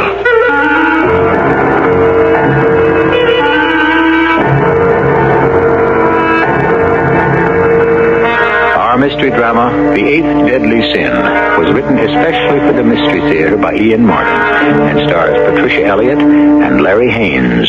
It is sponsored in part by Buick Motor Division and Contact, the 12-hour cold capsule. I'll be back shortly with Act 1. It is a magic moment. You are at your Buick dealers, about to drive home in your brand new Buick LeSabre. It's lean and trimmed, classic lines. It looks quite unlike any full-size Buick you can remember. You get in. A heady new car smell surrounds you. Your LeSabre feels the way it looks, tight. You turn the wheel a little. No wasted motion in this car. Big brushed metallic gauges look back at you. That V6 engine is doing great. You rub your hand on the seat. 6 people could be really comfortable in here. You swing into your driveway. Your wife, the kids, the dog, everyone but the parakeet descends in the car and gets in. Off you go to nowhere in particular. Life and your new LeSabre are great. Maybe the dog shouldn't sit on the seats.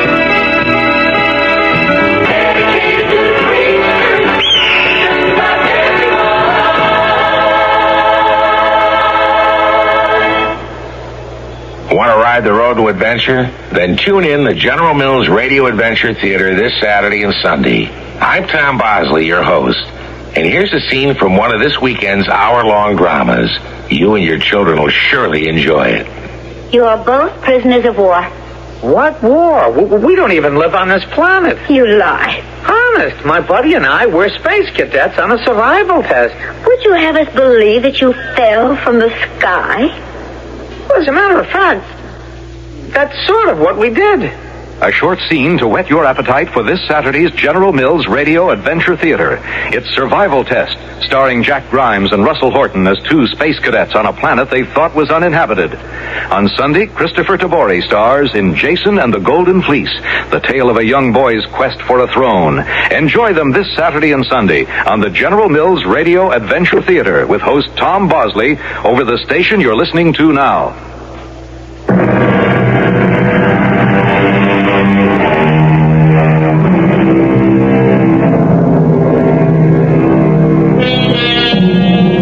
This is a love story, pure and simple. Or come to think of it, not all that pure, and certainly not simple. It concerns 2 complicated and fascinating people. 2 people well enough known in their public lives to be, if not celebrities, at least household names. But 2 people whose private lives they have maintained peculiarly as their own. The first can speak for himself. The other will have no trouble in establishing herself as time and our story develop.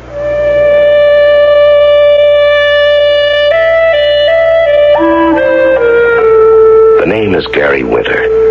By profession a writer, by persuasion a wanderer, both of which I work at hard, or did some million years ago. Let me be exact. Some 3 months, 3 weeks, 3 days, and 17 hours ago, I heard the whispering rustle of a taffeta skirt behind me, turned my head, and lost myself forever. On a woman. One woman. A certain woman to the world. But to me, my woman. What makes your eyes so big, Mr. Wolf? I plan to gobble you up. You might have trouble digesting me. Yeah, but what a way to die. But why do you have to die? For love? That isn't only outdated, it's antediluvian. You mean there's a chance for me? I mean that nothing bores me more than small talk. Excuse me. Why should I, since I feel the same? You have an urge to say something profound? Yeah. Why don't you and I get out of here?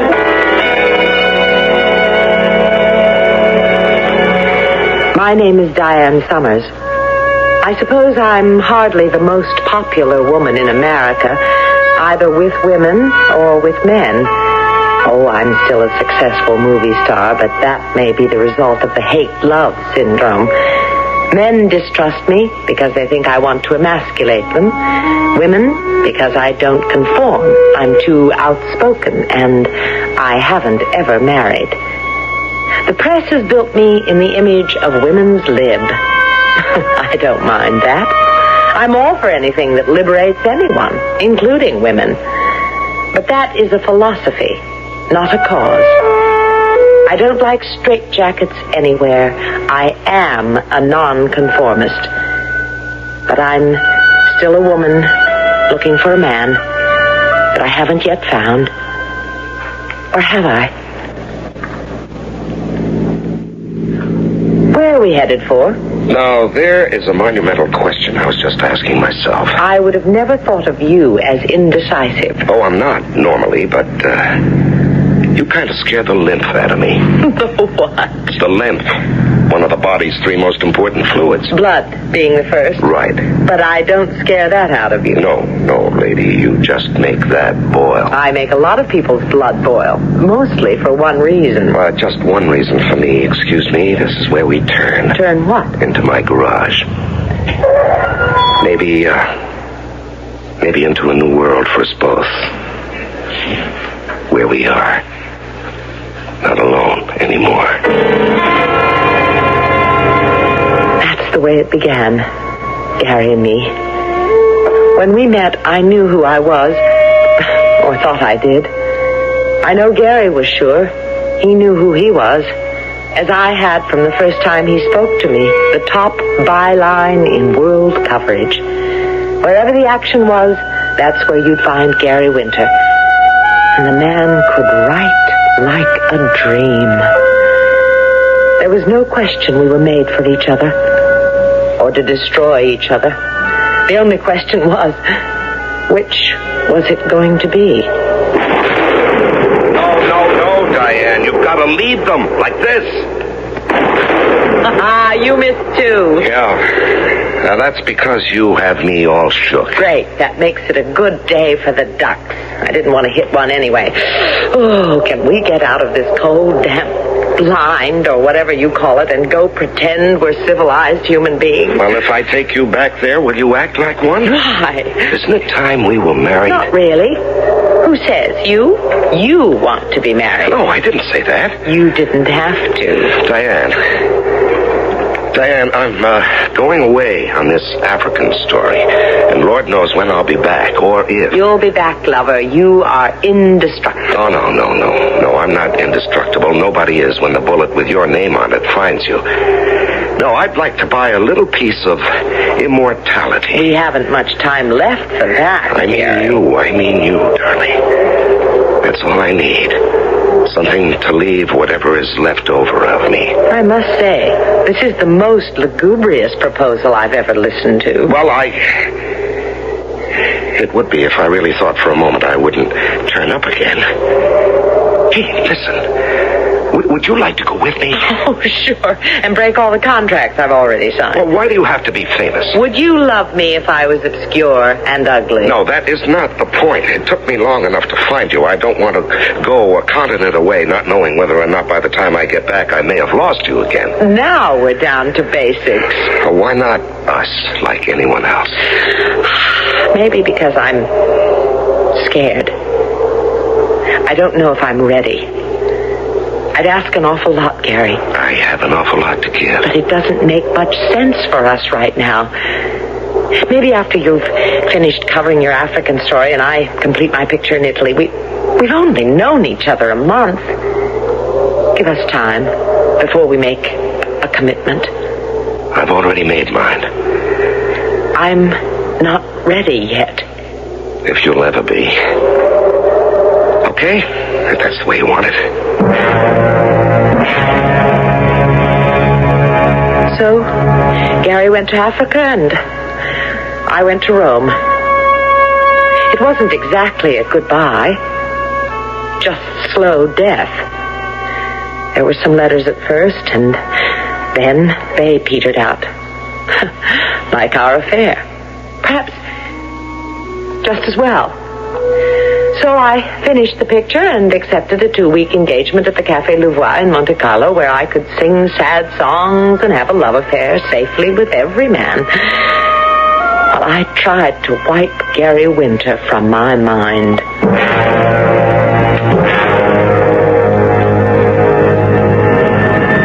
The African thing was more than I bargained for. I got trapped behind the lines, and it was 2 months till I got back to civilization. From Dar es Salaam, I called Rome, but Diane was gone. I hopped a jet there anyway. By the time I got to Rome, the hottest human interest story in years had broken. And the first thing I had to do was go interview the man who caused it. So I catapulted from Rome to Monte Carlo and to Diane. From the window as I ride, I can see the shimmering beauty of the Mediterranean. And above my head, the sun is swimming in the bright noonday gold. The color of the sea is a woman's eyes, and the sun is the burnished gold of her hair. One woman, and the churning rush of the wheels makes a song of her name in my blood. Diane Summers, Diane Summers, Diane Summers.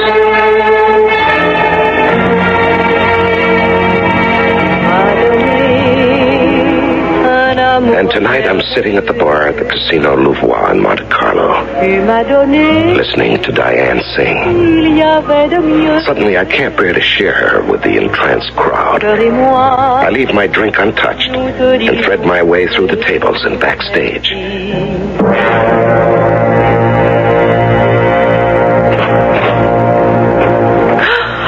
Gary. Diane. Surprised? Well, shouldn't I be? You left me a half a world away. You didn't even leave me that. You carry my whole world with you. Still? Yes.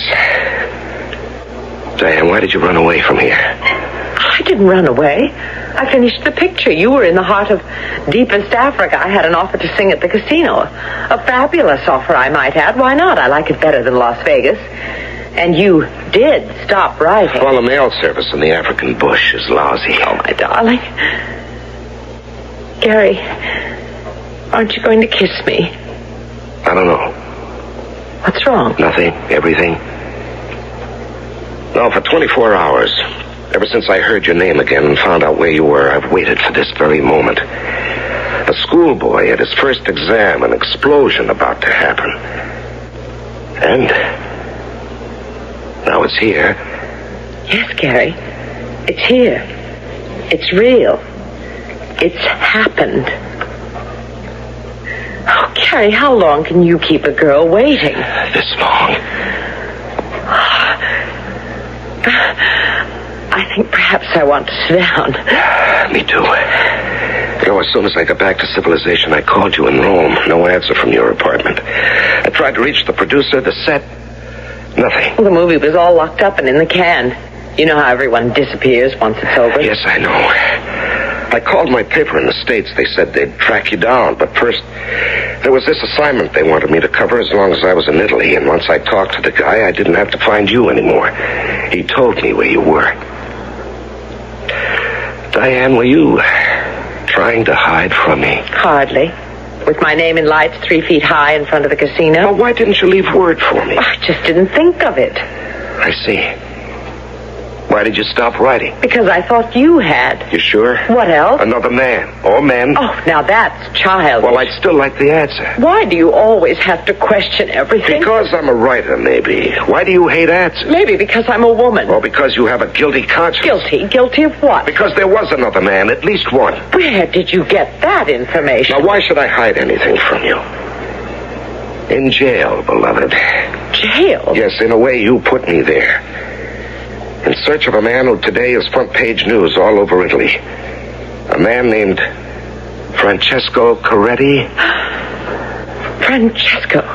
Yes. Now, come on, Diane. Don't act surprised. You know him better than I do. Perhaps.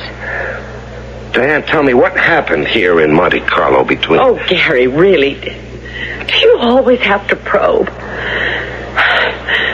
I don't feel like talking about Coretti tonight. I'm tired. Can't it wait for tomorrow? Yeah, I guess. Like almost everything else about us, it always has to wait for tomorrow.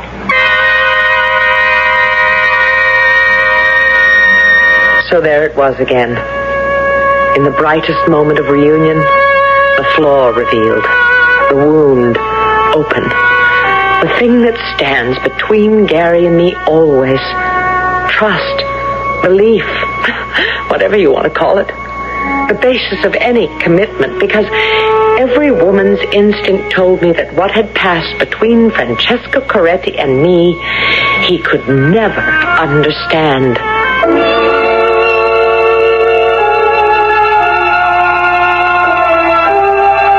So, after all, in this simple love story, it appears that there is mystery.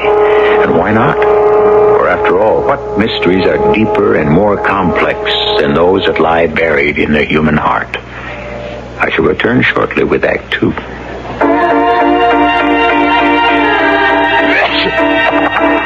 Here in my hand is a little capsule. It's Contact. It contains enough cold medicine to help relieve cold symptoms caused by every known virus. Think about that the next time you're sick. Sneezing, dripping, all clogged up.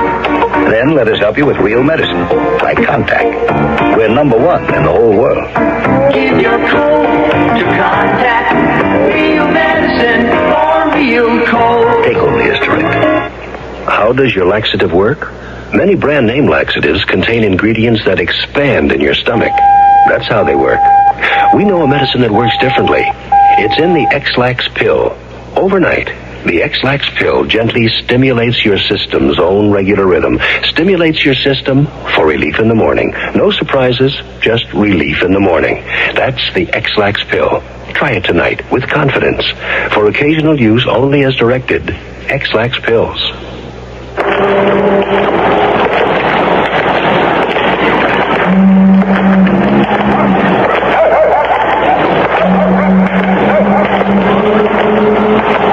How do you do?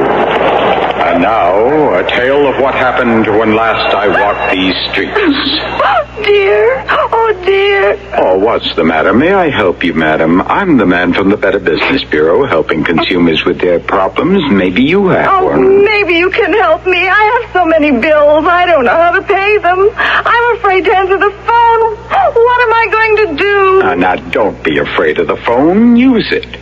Call the people who are dunning you. Perhaps you can work out a revised payment plan which will satisfy them and take the pressure off you. Oh, thank you.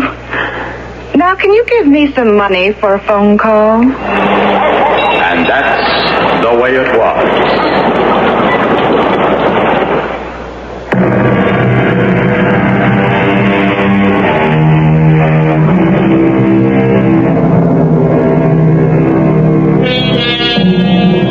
Francesco Coretti, on the front pages of every newspaper in Italy.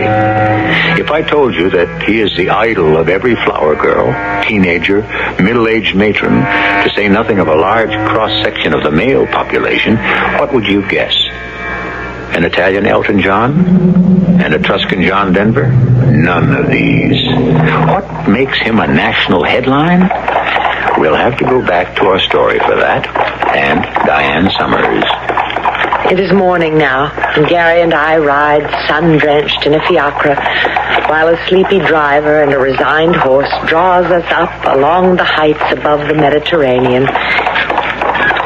It's a beguiling view. Yes.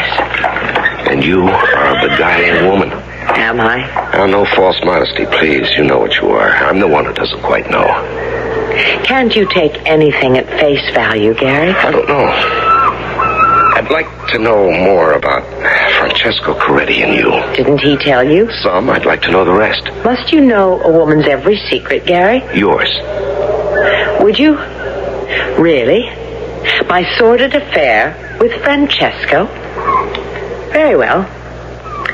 Here's a young man, a nobody, really a nothing, who is a diamond courier. He's on his way to Rome with a pouch full of diamonds in his pocket, worth 3 million francs.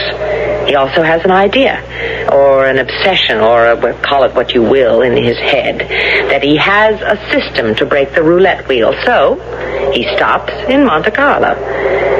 But the system backfires, and he gambles it all away. Right? Right. Wrong. Oh. Wrong, Gary. Foolish. But under the circumstances, a little magnificent. What do you mean, magnificent? Well, why am I telling this story? You're the one who went after it. I liked his story. Liked it so much I went to find out more. I talked to Francesco for an hour. He didn't know when he gave himself up that the money had been returned. There is nothing to tell, senor. I am a thief. I stole. I wish to be punished. Okay, but why? Why did you steal? Why do men do many strange things? For the last 5 years, I have traveled for the firm I work for to Monte Carlo to buy diamonds. Diamonds in Monte Carlo? You must understand the fever of the wheel, senor. Rings, necklaces, bracelets are pawned for a fraction of their value to try to make up for lost money. I buy them for a slightly larger fraction only to bring them back to Rome. I should know the fever of the wheel too well, but like everyone else, I watch and I think I have a system. All those years I have wanted to try it. This time, before I used the money to buy the diamonds, I could not resist. And you used your firm's money to gamble? At first, it was only what I could pay back from my savings. If I lost, too bad. And then the fever was on me, and I used for the first time what was not mine. I would pay it back with my winnings. But the wheel refused to smile, so the next night, the second night, I came back to the wheel, and it took all the money till I was penniless. Oh, my. Now, why did you do such a stupid thing? I had my reasons, but it no longer matters. The first only was important. But you'd resisted all these years. Why this time? I will not say. Don't you realize what a story you are? The whole country is buzzing. Walk out in the street and 1,000 dark-eyed beauties would marry you tomorrow. You are one with the heroes who become immortal lovers. Of course, there's the answer. A woman. There has to be a woman. That's what you meant by the first, huh? No, of course, a woman. Now, why didn't I see that from the beginning? Now, tell me, what was she like? Oh, she...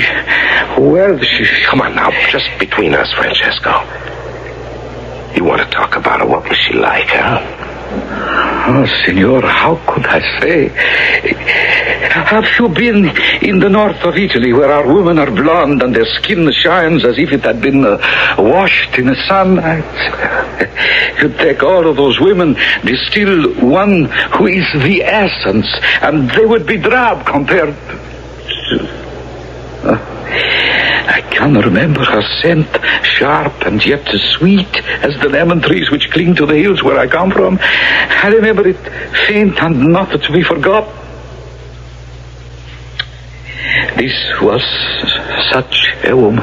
Yeah, I can understand. There's such a woman in my life. What is her name? It doesn't matter. Diane, as it happens, but what I... Diane? Yeah. The Signorina Diane Summers, no? You know... You know Diane? You know where she is? I knew her. And when I did, it was at the Casino Rouva in Monte Carlo. How did you know her? Because she was singing there. It was there I went to listen and to gamble for her love. Oh, senor, do you mind that? Yeah, darn right I do, but that doesn't matter for the moment. Is that where she is? Is she still there? I think so. Do you know what, man? I love you. Because through me you have found the Signorina. Oh, what else? So, now you can leave. No, not yet, Buster. Now we've opened the gates, let's see what comes out. Come on now, tell me about Diane. Perhaps now I can. Now we are simpatico. I am a small man, Signor. Oh, not in stature, perhaps, but in life. I came to Monte Carlo with the money to buy the diamonds. That one night I went to the Casino du Roi, a little thing, you understand? Mm-hmm. And there was Diane. The club was crowded as she sang, but for me, she sang to me, alone, see? After that, I sent her flowers, notes, telephoned, and all were unanswered. I was... How can I say it? How can I make anyone understand it? Everything was lost for love of her. All right, you don't have to lay it out for me.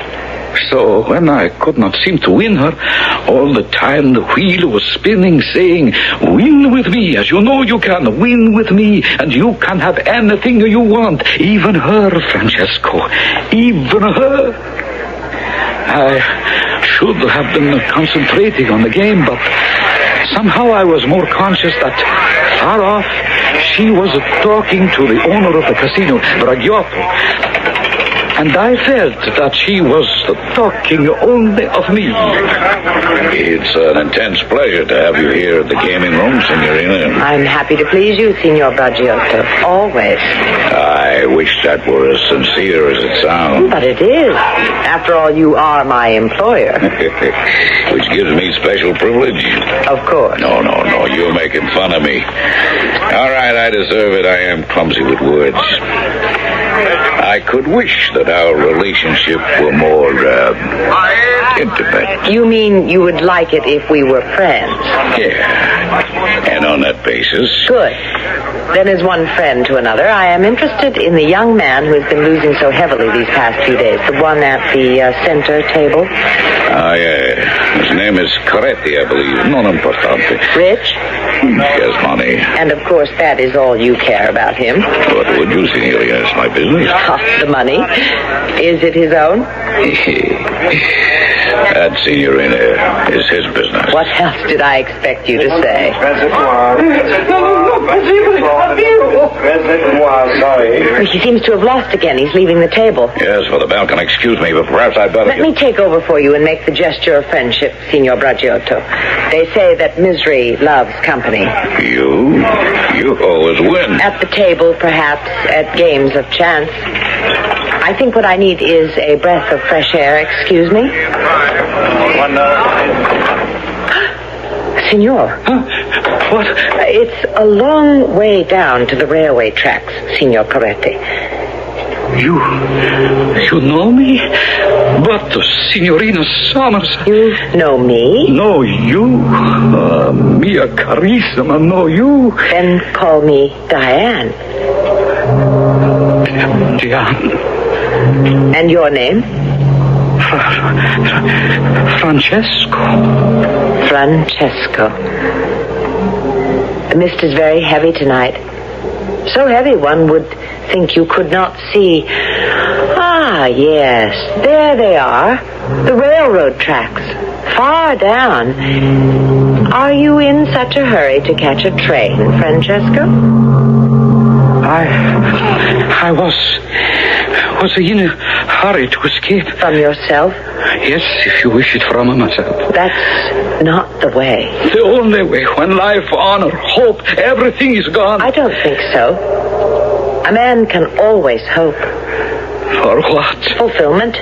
Excitement in living, the desire to go on, a future with a woman.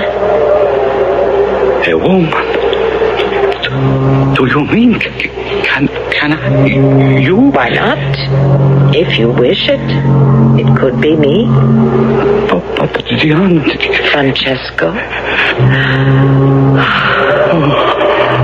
All right now, Francesco. Suppose we sit down together, you and me, and watch the mist drift by, and you can tell me how you lost the money, and just how your life fell apart. And then together, perhaps we can dream a dream to put it all together again.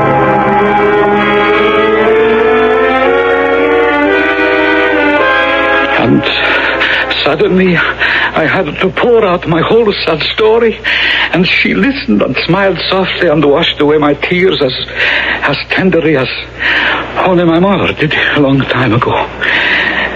And I thought how near I had been to death, and how close I was to heaven that moment. And I remembered, as I shall remember all my life, that one kiss. So I listened, and I came back to Rome, and I gave myself up.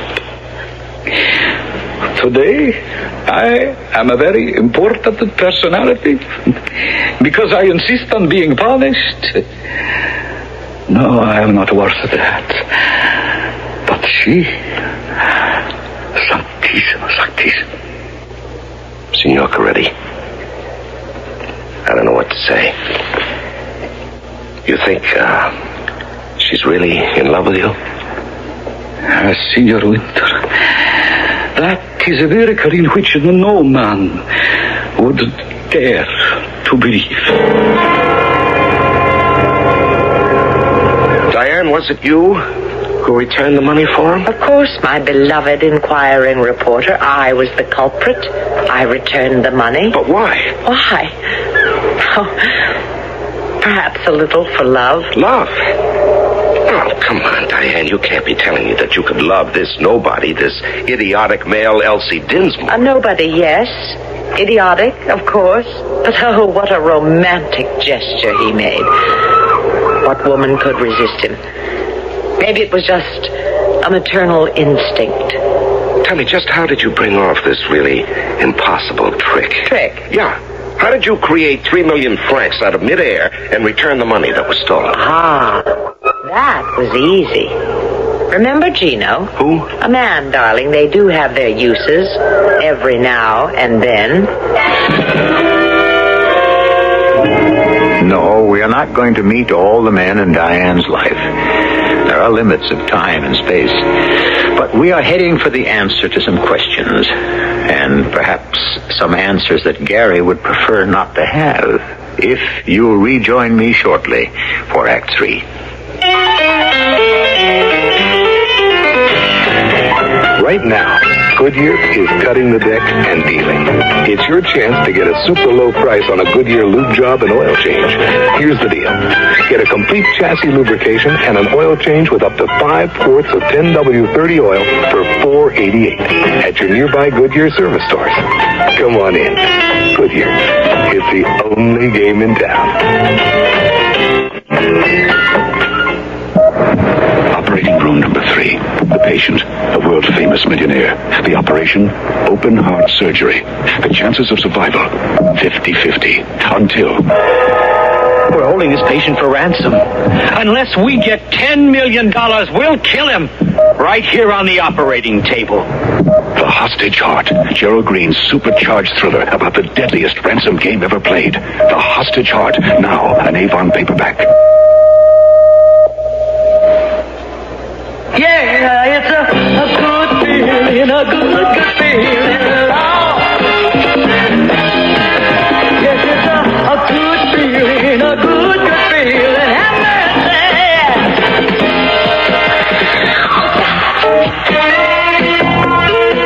Hi, this is Lola Falana.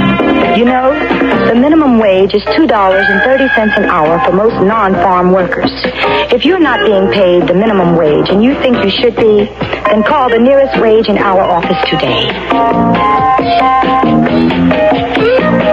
This message has been brought to you as a public service by the U.S. Department of Labor and this station.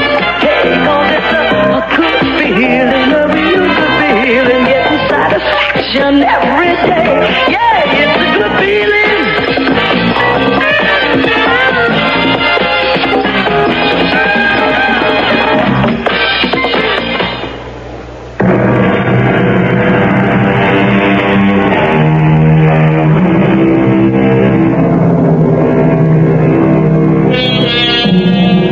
On that headland, magical in the late morning sunlight, Warm in the fiacre under a blanket, Diane and Gary should be lovers re-met and be lost in each other. But instead, there are things still unexplained that lie between them like a sword. First one man, Francesco, and now another, the manager of the casino, Gino Braghetti. With a sigh, Diane must explain him, too. And he will not be so easy. How does Gino get into this picture? He runs the casino. So that's where Francesco lost the money. Gino was the only one who could pay it back. Oh, sure, great. All you did was ask him to. Well, not exactly. You see, after Francesco left me on the balcony, I sat for a long time watching the mist eddy in the lights of the casino. I thought of what Francesco had done and how wrong it was, and I thought of what I had sent him off to do and how right it was. Or was it? What I really thought to myself on that balcony was how dangerous it is for any of us to play God at any time. And I tried to think of what I could do to correct a silly mistake by an otherwise fine young man. I went back into the gaming room to find Gino. Signorina Dion. I was concerned over you. It's a bad night to be out on the balcony. The young man, Coretti? If I had not gone out on the balcony when I did, well, the money he lost was not his to lose. It's like war, too bad. Did you know? He had a certain air. No, of course not. Suspect, perhaps. What difference? He came from nowhere, and that's exactly where he'd made his appointment for the future. Nowhere. That isn't exactly true, but it changes little, except... Have you no pity? Where gambling is concerned, only percentages, Signorina. I see. I wonder, Signor, can you conceive of a gamble in which the odds are even? Yeah, possibly. But even then it would be defeated by the unknown factor. Which is? The human one. For example? Well, in a game with you, Signorina, I might be afraid to accept even odds, remembering the human factor. I find you so persuasive, I'm afraid you might tempt fate in the same way. Meaning you wouldn't risk a game with me? Well, of course, it depends on the stakes. How about for all the money young Coretti lost? One game. Win all, lose all. I think by all odds this must be a private game. Will the Signorina be kind enough to follow me? This is a small private room for games of no limit. Will you enter? Thank you. It's singularly well appointed for its purpose. Parlor, bath, bedroom, and bar. If I serve you some wine or a drink? Not yet, if ever. Let's consummate our wager first. Oh, by all means.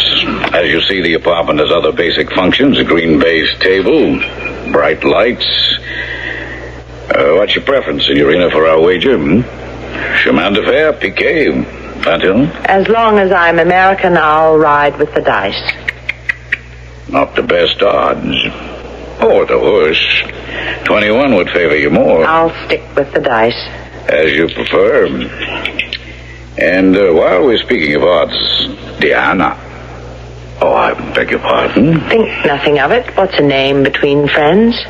I will hope that's a prophetic statement.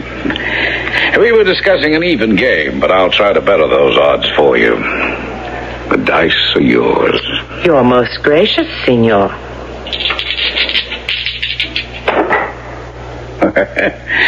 Your odds improve, dear.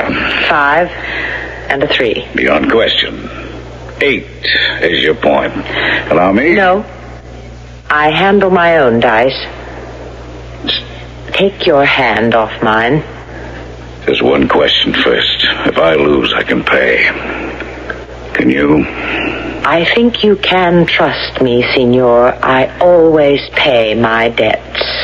I wanted to make sure that we understood each other perfectly. My profound apologies, Benissima. The dice are yours. Buona fortuna. There it was. old story neatly packaged and delivered. A man saved first from death and then from dishonor. And a daring gamble by the incredible woman who nestled by my side in a hired carriage as we drove back down the hill to her apartment. But all the way through the slanting afternoon sunlight, something nagged at my mind, incomplete, unanswered. And suddenly I had it. The question, which seemed to scream for an answer. Home, Gary. Yeah, home. What's the matter, darling? I've been thinking. Oh, such a dangerous occupation. Yes, isn't it? I've been thinking about 3 million francs. That's what I like about you. Your thoughts are never small. Yeah, this one is small and very mean, but it's there, and I've got to know. Maybe you'd better let it go. No, I can't. That's what I was afraid of. So? 3 million francs. That sounds like a figure in the national budget. It's a lot of money, so? So, if you had lost your game of chance with friend Gino Bragiotti, could you have afforded to pay? I'd hoped you wouldn't think that question was necessary. Oh, but I do. Then I'll answer it the way I answered Gino. I always pay my debt. Oh, come on, that's not an answer. It's an evasion. What do you want of me, Gary? What are you trying to prove? I want you to level with me. Let go of my arm, Gary. You're hurting me. Thank you. All right. I'll level with you. The debt has been paid, the money returned. The chapter should be closed, but you're not satisfied with the ending. You feel that there's another gimmick, a twist within the twist to make it a story to satisfy you as a writer. That's the whole point, isn't it, Gary? The question in your mind isn't really if I had lost. What you really want to know is did. Isn't that your question, Gary? Did I win or did I lose? Yes, that was the question. I look at Diane, tall and slim and clean. I look in her eyes and they're sad, infinitely sad. I've hurt her. I've cut right through the shining armor she wears on her soul and plunged a knife right into her heart. But it's too late to draw back. I have to have the right answer. The other I could not take. All right, then. Which? Lose or win? How dare you? How dare you, Gary? Diane. Don't touch me. I want you to go. Go? Yes, just leave and don't turn. Don't ever look back. Why? Because I asked a question, one lousy question? No, Gary, not that. Then what? Because I love you. And I suppose will always love you because you love me, but will never trust me. It is as simple as that. Simple? Yes. There's nothing complicated about faith. You either have it or you haven't. You haven't. And there is one thing about me that will never change. Whatever I am, you must take on trust. That's why we're no good for each other. So there's the real answer to your question, Gary. It should never have been asked. Goodbye.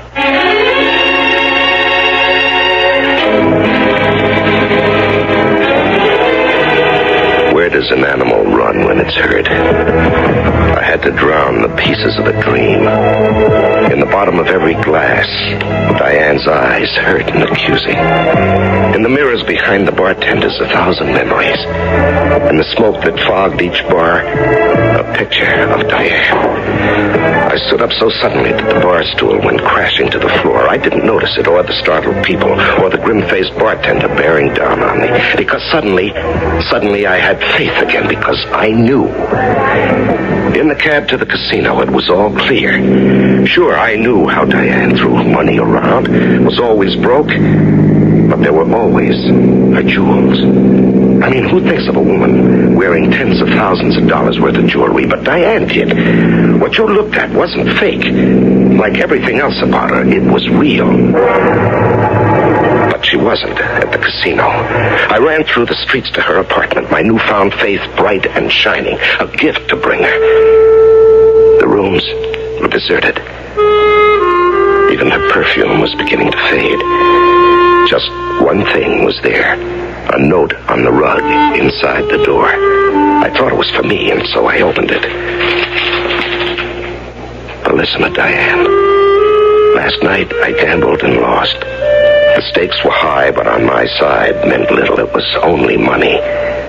May I hope that you are not gone forever. If you return, I can only hope that our game is not ended. Signed, Gino. So here I am alone in Monte Carlo, with no one to blame but myself. What is there left but to go join Gino, losers weepers? We have up to you. You're out of credit, senor. Yeah, that makes two of us. I ought to belt you one. Because you're a loser? No, not at the tables, with Diane. Oh? We are comrades in misfortune. Now, what the devil does that mean? Now, don't get violent again. I only meant that we both, well, what should I say, have loved and lost. You mean that? Why would I lie? What would I gain? So, senor, you see, the house doesn't always win. So now I'm on the terrace looking down through the mist at the twisted ribbons of the railroad below. And perhaps I feel very much as Francesco did in his moment of truth. What I feel is very, very humble. Were you thinking of jumping, Gary? What? Diane. I had to come back. Were you? Thinking of jumping? Yes. No, not for a moment. I was wondering how I could find my way back to you. That's what I thought. Until suddenly I was here. Do you mean you want to take a chance on us? I'm here. Yeah, but I'm possessive, difficult, and obviously stuffed to the eyes with male hormones. I'm quick to resent, independent, and quite frequently insufferable, but I love you. And I'm a gambler. What are you gambling on this time? Nothing. Not a thing. I'm just betting that you and I don't have to gamble on anything for the rest of our lives, except each other. Diane, you just won the parlay of all time.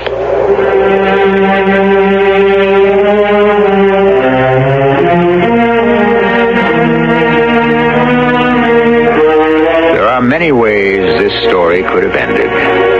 Why should Diane come back to a man who didn't trust her? Is it sensible to suppose that a man as jealous as Gary would suddenly open his mind? That's for all of you to answer. I only hold the mirror up. What you see or hear in that reflection, I can only hope is what I thought you would. I shall return shortly.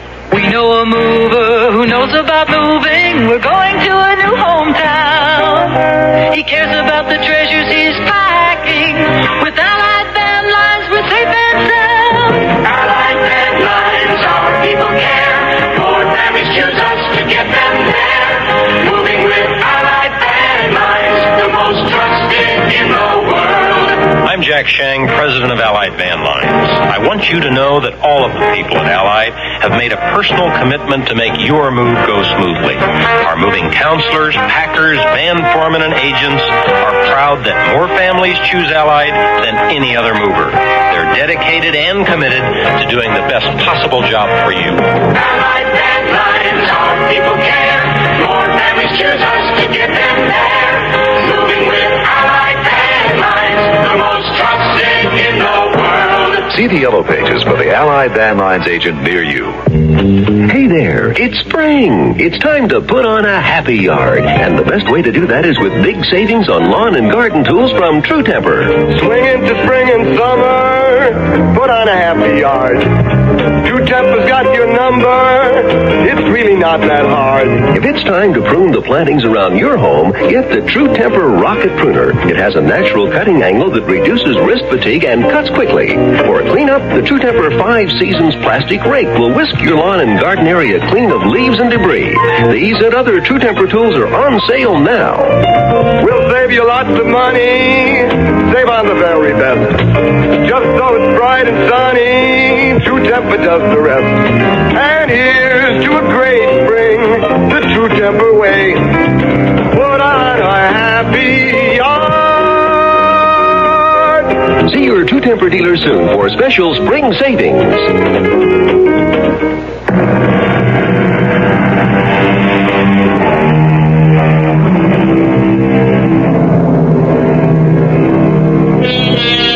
The story of jealousy is as old as time. From Lilith, Adam's fabled first wife, who, for jealousy of Eve, became the serpent who passed the fatal knowledge that drove them out of Eden, through Othello, who killed his love Desdemona for jealousy, down to today, where someone in every morning paper is a story of jealousy and the destruction it causes. Almost every story of jealousy ends tragically. I thought, for once, we should have one with a happy ending. Our cast included Patricia Elliott, Larry Haynes, and Ian Martin. The entire production was under the direction of Hyman Brown. Radio Mystery Theater was sponsored in part by X-Lax. This is E.G. Marshall inviting you to return to our Mystery Theater for another adventure in the macabre. Until next time, pleasant dreams.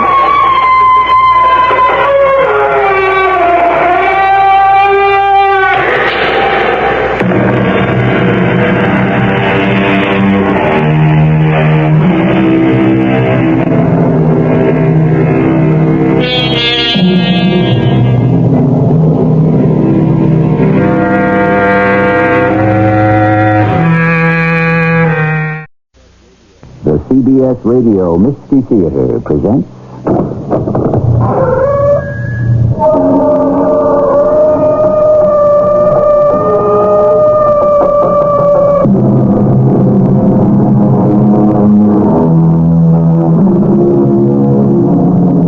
Come in. Welcome. I'm E.G. Marshall. It has been said, and wisely, that there are two things to aim at in life. The first is to be bold enough to get what you want.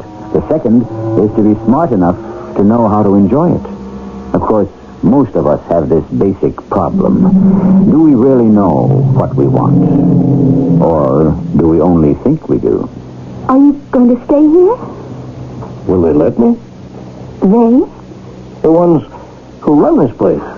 No one runs this place. Well, who does the work? The people. All right, but who tells the people what to do? No one. Then why do they do it? Because it's the right thing to do. But what do you do if things get out of hand? I don't understand that question.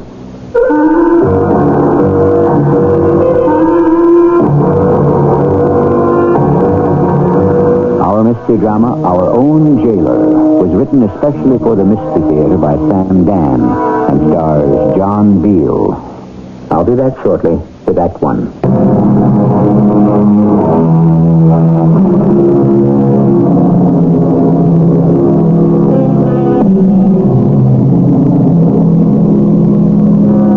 A word of wisdom today from Mr. Rudyard Kipling. When your demon is in charge, do not try to think consciously. Drift, wait, and obey.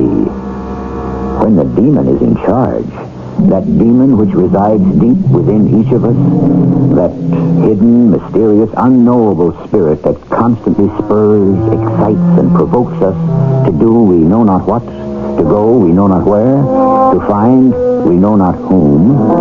How do we satisfy that demon so that he may grant us peace? Or can it be done?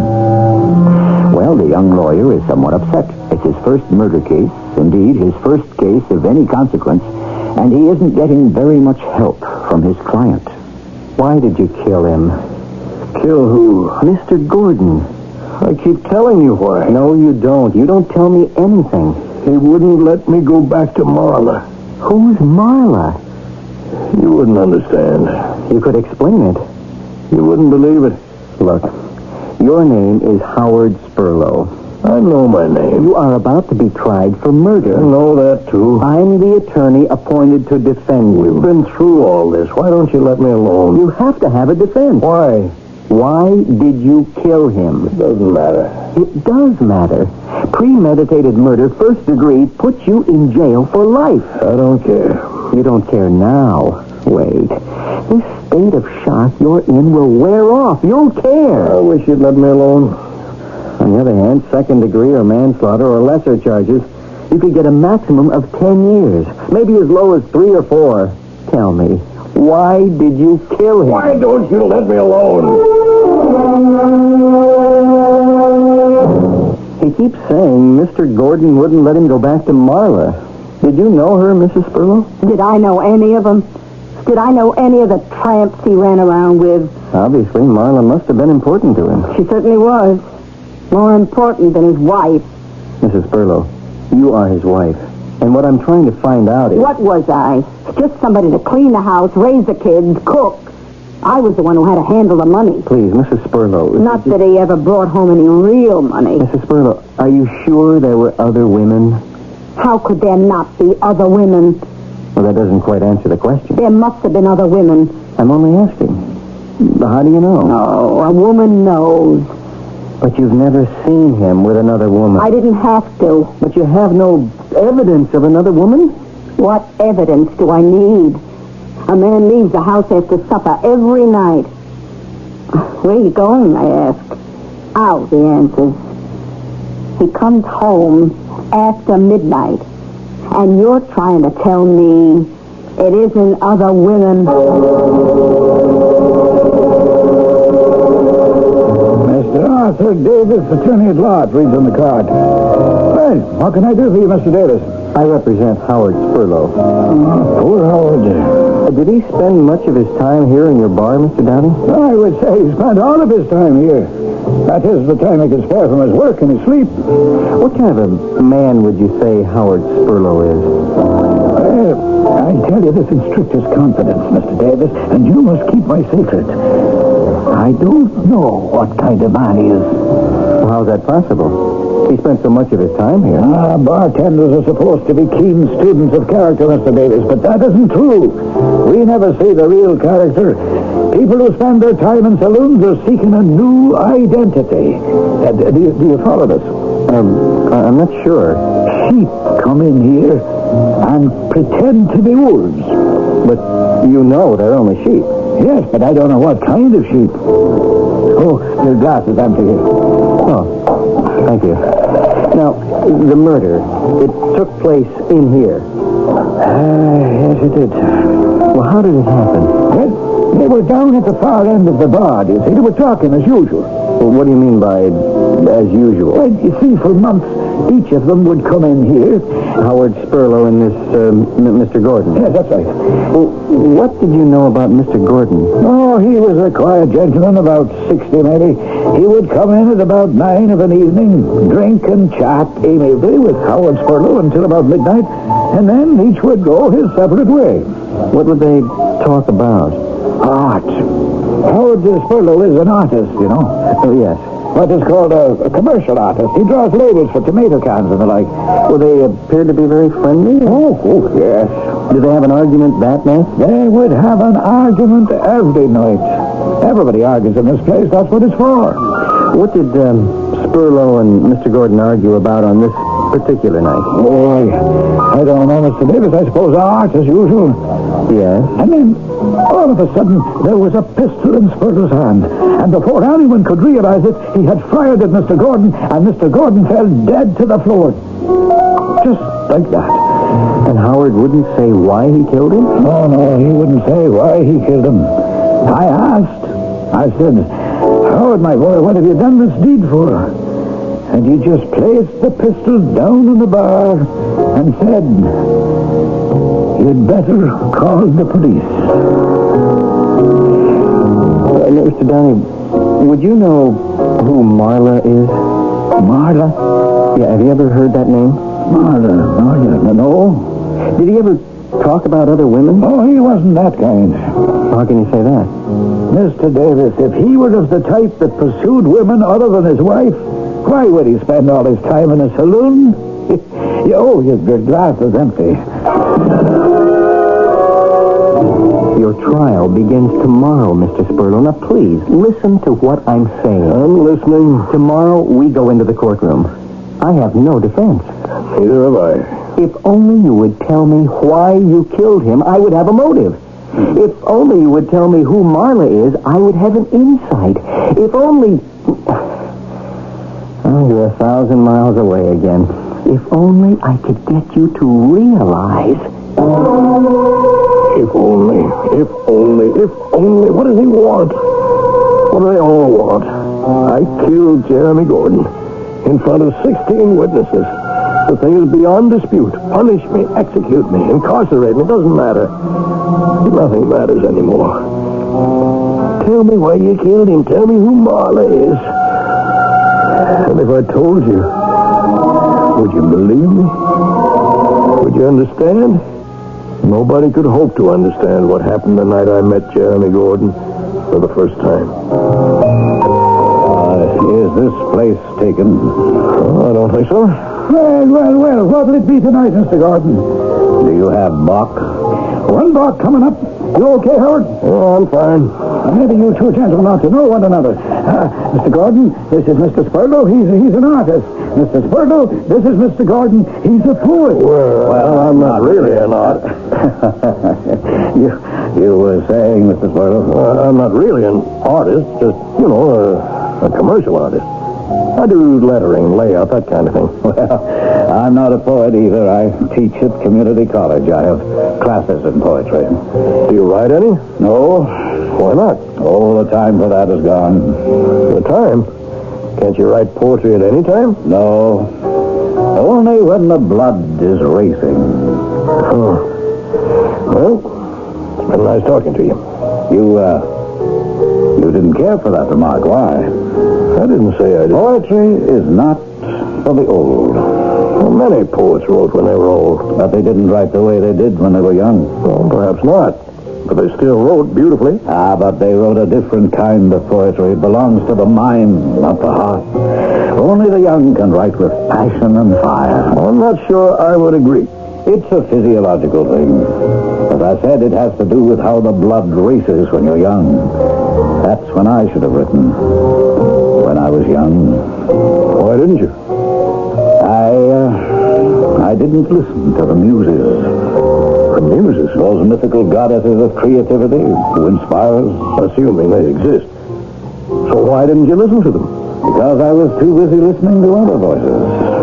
Whose? Oh, probably the same ones you're listening to. A wife, a landlord, an orthodontist, a butcher, a grocer. They speak very loudly, don't they? Yes, they do. And meanwhile, instead of writing poetry, we teach it. And instead of painting pictures, we make circles and letters. Yes. And we always say, one day. One day. One day we shall escape from the trap, break out of the cage. And when that day comes, do you know what we find out? What? That the trap had never been sprung. The cage had never even been locked. We've been free to leave at any time. Well, that isn't true. We ourselves have been our own jailers. We've been free to leave whenever we wanted. I don't agree with that. You know why we didn't? We were afraid to be free. We were comfortable in our captivity. Well, now, how did we get off on this moody subject? Please, let me buy you a drink, will you, Mr. Downey? Two over here. There's a lot to what you say. How old are you? 40. Oh, that's not old. Oh, it feels old. That's how old Gauguin was. Yeah, Gauguin. Imagine, there he was, cashier in a Paris bank, a Sunday painter, a very middle-class bourgeois gentleman. And suddenly, he walked away from it all and went to the South Seas and spent the rest of his life as an artist. I know that. You could do the same thing. A man has responsibilities. To whom? To what? His wife. His children. Ah, yes, and then one day his life is over, and what of his responsibility to himself, to his art? Well, not all painters make a living. Some of them starve. But they paint, which is all they were ever meant to do. Well, you've already said it. You find yourself in a cage. But it isn't locked. Even so, how do you get out? You know. I don't know. Oh, you know very well. You know what to say. And you know to whom to say it. How How did he know? It was true. I knew what I wanted to say. I'd wanted to say it for 15 years, but I didn't. I couldn't. Well, I would. I would say it before it became too late. I would say it to her the very next morning. All my life, I wanted to paint. Now, who stopped you? Who stopped me? Who stops you from painting pictures when you get home at night? Who stops you from painting pictures on a Saturday or Sunday? Oh, that's not painting. No. Painting is something you have to do all the time. I just want to paint. Paint what? I want to set up an easel right now, a canvas right now, and I want to paint right now. Oh, well, right now, I don't see how you can swing it. You have to go to work. I don't want to go to work. What? I don't want to go to what you call work. I want to go to what I call work, which is right here at my easel. Oh. Well, might I ask, who's going to pay you for it? I don't know. Where's the rent money, not to mention all the other money, going to come from? I don't know. For 15 years, I've worked to support this family. Now you can get a job and do it.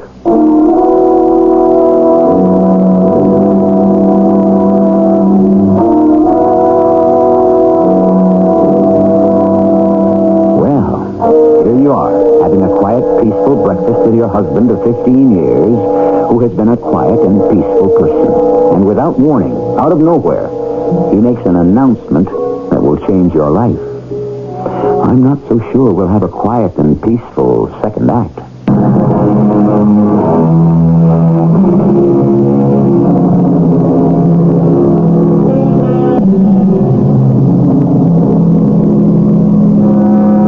We go through life, and we set a pattern. If nature abhors a vacuum, then human nature avoids a novelty. Despite what we say, we don't really want anything new. We really prefer the tried and the true. We like life situations that don't surprise, and we'd rather have friends who don't shock us. So when somebody breaks the pattern of a lifetime, he shouldn't expect people to be happy about it. What did you say? You heard what I said. For 15 years, I've worked to support this family. Now you can go out and do it. Oh, that's what I thought you said. I'm glad you understand it. Well, what I understand is that you're either serious or you're sick. If you're serious, I'm going to see a lawyer. If you're sick, I'll call a doctor. I should have known I couldn't talk to her. I haven't been able to talk to her in years. I looked at her face, I listened to her voice, and both were filled with righteous indignation. Righteous. Her righteousness was a trap, a cage, and I was imprisoned inside. Imprisoned? That's the only word. And it's true. Well, of course it's true. Each of us is his own jail. And that's the worst kind there is. Yes, Howard, and it'll soon be too late for you. Maybe. You have to do something now. Well, you seem more concerned about it than I am. Why? Oh, because it's too late for me. For many years I was able to do just what you're doing now, promise myself that one day I would make the break, change my life. And then one day came, but it wasn't the day I expected. It's the day I realized I could never do it. And that's the day you admit your life is over. Are you telling me your life is over? The life that would have meaning will never be lived. Things can't always work out. Things never work out. They have to be worked out. By us. By ourselves. So what can you do if you just took a wrong turn somewhere? I think I would have been reconciled to it. Failure. But I caught a glimpse of Xanadu. Xanadu? You never read Coleridge's poem? Oh. They say he saw it in a dream. He wrote the poem in a dream. It was all a vision. In Xanadu did Kubla Khan a stately pleasure-dome decree where South the sacred river ran through caverns measureless to man, down to a sunless sea. I remember. Xanadu. It's where we are when we're filled, bursting, exploding with a spirit of creativity. Oh, I saw Xanadu. Sure. You remember the last lines? Beware, beware, his flashing eyes, his flaming hair, weave a circle round him thrice, and close your eyes with holy dread, for he on honeydew hath fed and drunk the milk of paradise.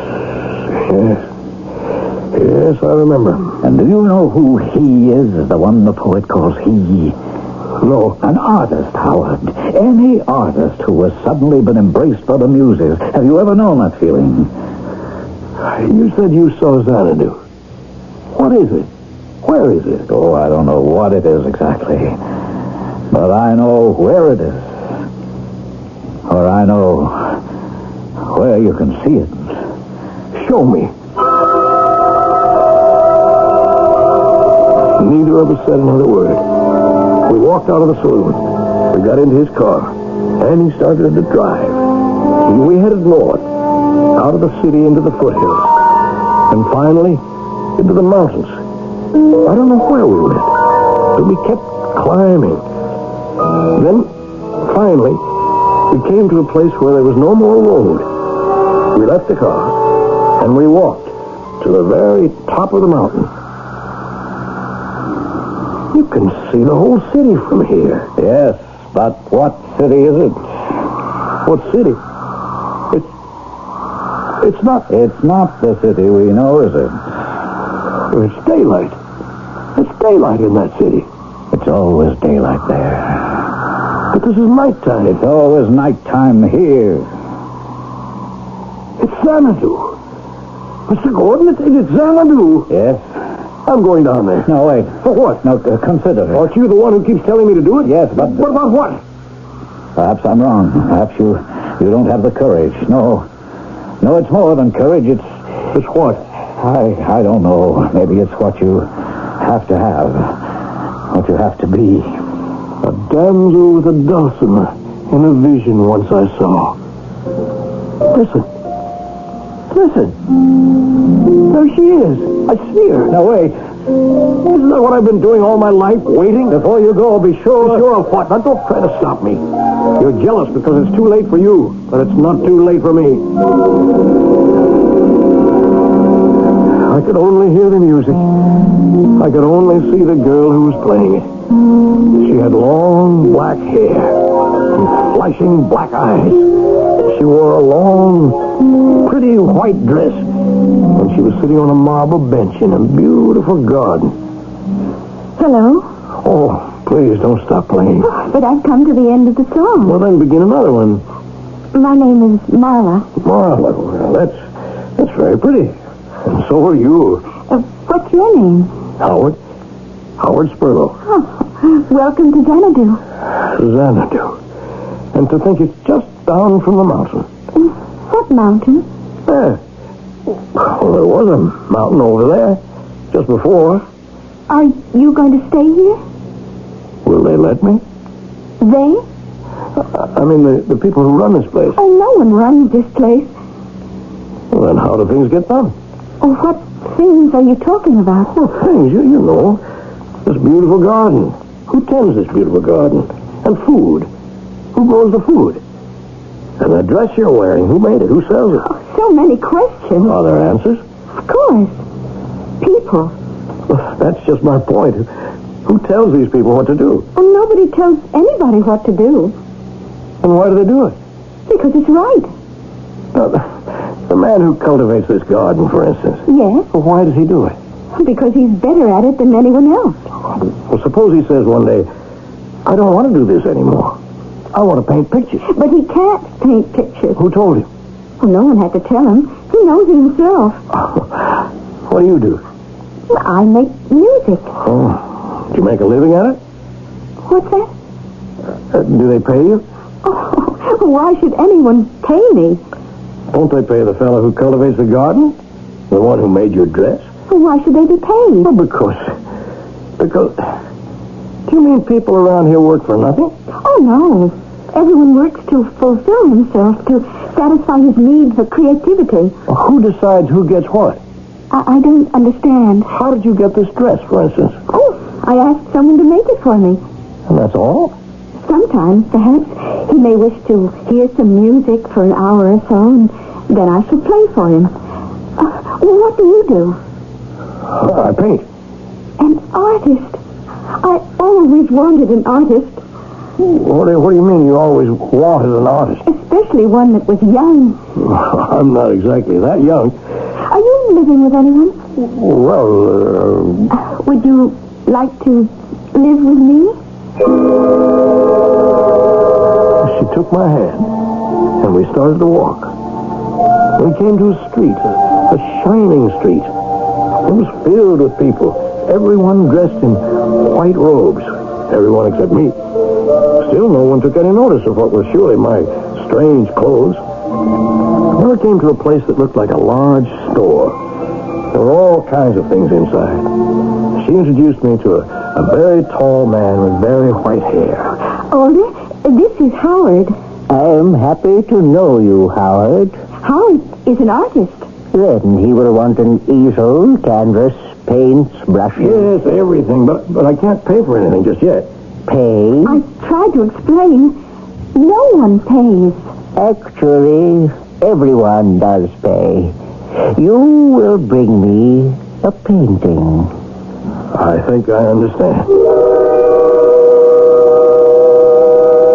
I loaded myself with supplies, and Marla picked out all sorts of delicious fruits and wonderful-looking things to eat. And we went home. Home was a lovely little house, surrounded by those spots of greenery that I'd read about in the poem. It was so peaceful. It was so beautiful.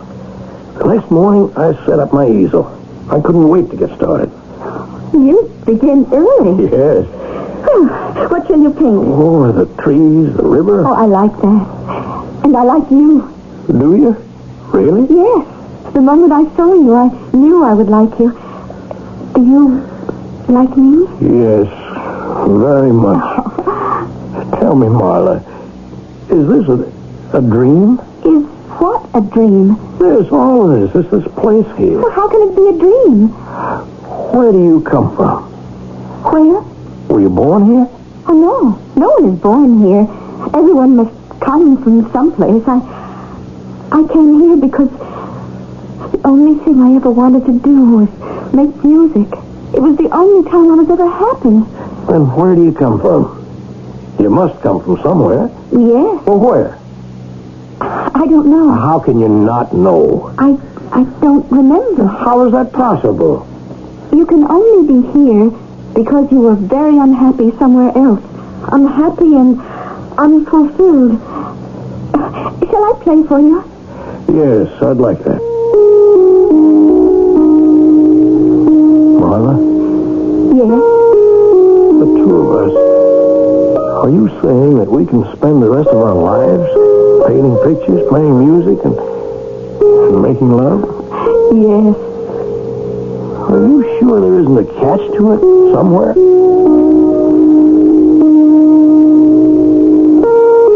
Is there? I know the cynical among you are always looking for the angle, the provisions that are buried deep in the small print. But isn't it possible that something's on the level just once? I most devoutly hope so. But the answer will be revealed in the place that is specifically constructed for answers. Our third act.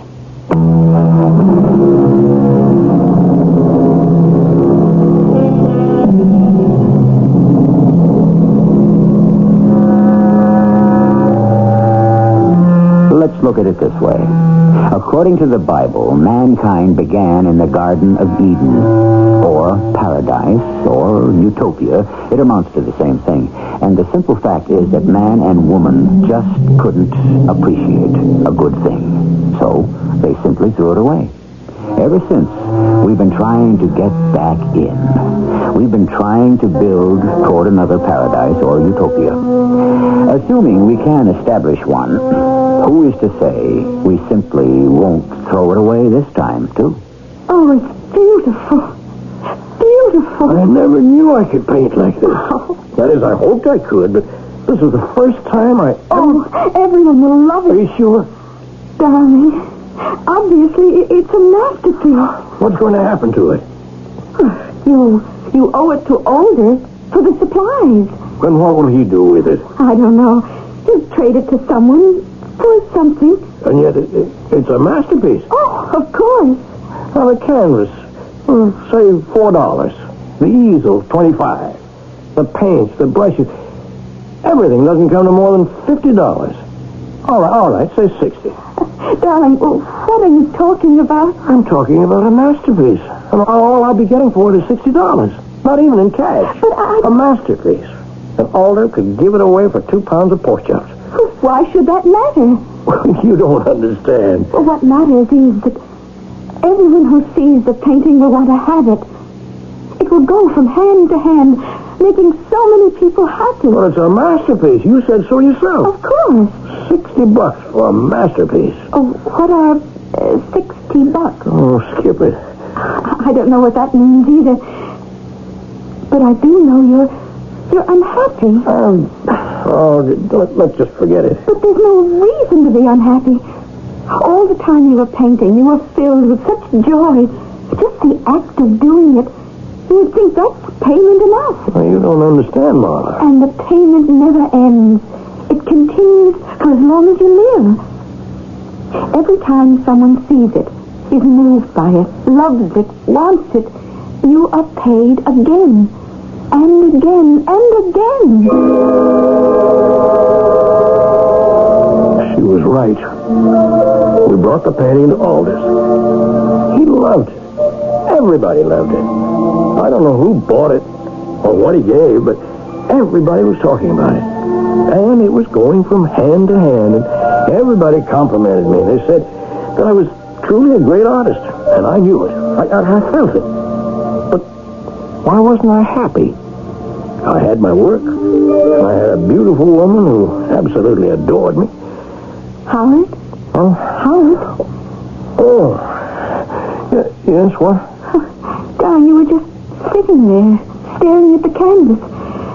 You haven't put your brush to it in almost an hour. Were you sleeping? No, I'm just thinking. You're not happy. Why do you say that? Well, you seem to be so far away. What are you thinking about? $60. Oh, what did you say? Oh, nothing. Oh, my darling. Look at this new one. Yes. It's almost finished. I know. Oh, how quickly you work. Yeah. Do you know what it shows? That you know what you're doing. The colors, Howard. Oh, the colors. Oh, darling, you must finish and bring it to Alder. Oh, how this will enrich the world. Yeah? Well, it sure isn't going to enrich me. So I finished it. Then I painted another. And I finished that one, too.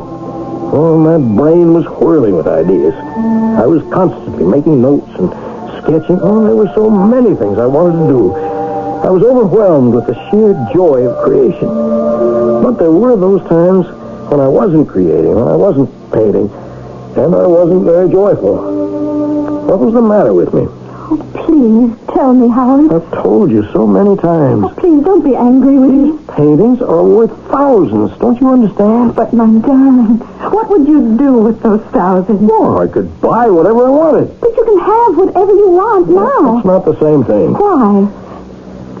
You want to go back, don't you? I know.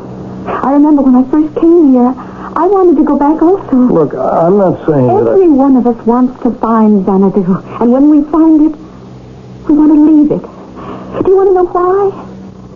We're not used to getting our heart's desire. So we don't know what to do with it. Oh, it isn't that. But it passes.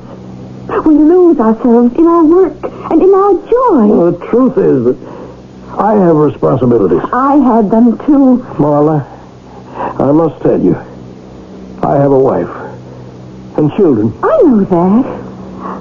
Darling, why are you so afraid to paint, to live, to love? You do all of them so well. I brought another picture to Alder. Alder, this very tall, very old man. He looked as if he knew every secret in the world. Could I talk to him? I know you're not happy, Howard. I'm not exactly unhappy. You want to go back. What are you doing here, Alder? Living. And what else? Isn't living enough? Well, you could live back where you came from. Could I? I don't know, Alder. I just don't know. Xanadu is not for everybody. What's the matter with me? It isn't you. I suppose it's mankind. For so many thousands of years, the human race has had to live with tension, frustration, insecurity, fear. Who knows? These things may have become bred into us. Like the color of our skin, the size of our body. Perhaps we cannot live without fear and frustration. Some of us. But I'm only saying that if I did want to go back, would it be possible? Isn't everything possible? Well, how would I do it? How did you get here? Well, I saw a vision. Do you have a vision of the place from which you came?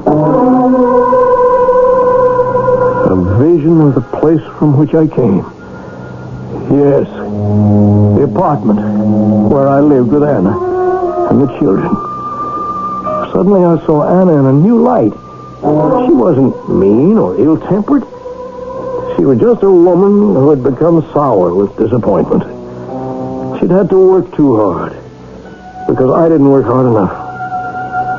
We got married when we were very young. And when that first excitement faded, there was nothing to hold us together. We never communicated with each other. And now we would not only communicate, we would understand each other, help each other.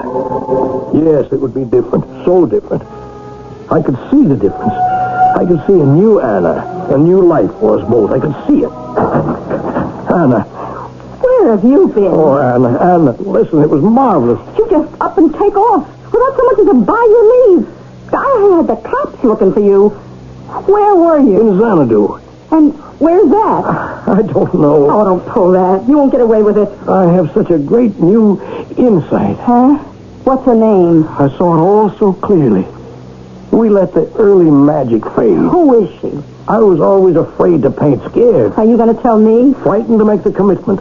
So I kept putting it off year after year. What makes you think you can just come and go? But now I know. I know I can paint. Yeah? Yes. I'm a painter. I know it now. When do you see? So that's what did it, huh? Well, you better go out tomorrow morning and get a new job. Because you already lost your old one. And as far as that painting nonsense goes... Nonsense? You call that nonsense? Yes. Grow up. You don't have it. Anna? You never had it. Or if you did, you were too scared or too stupid to do it. Is it possible you don't understand what I do understand. I'd get a job scrubbing floors, washing clothes, anything to support this house. If you really wanted to be a painter... I am a painter. And where are your paintings? Where's your work? A painter paints. From now on, it'll be different. Why?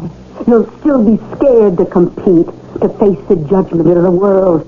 It's too late. I won't give up my dream. Oh, poor Howard. Poor, foolish Howard. That's exactly why you should give it up. It's only a dream.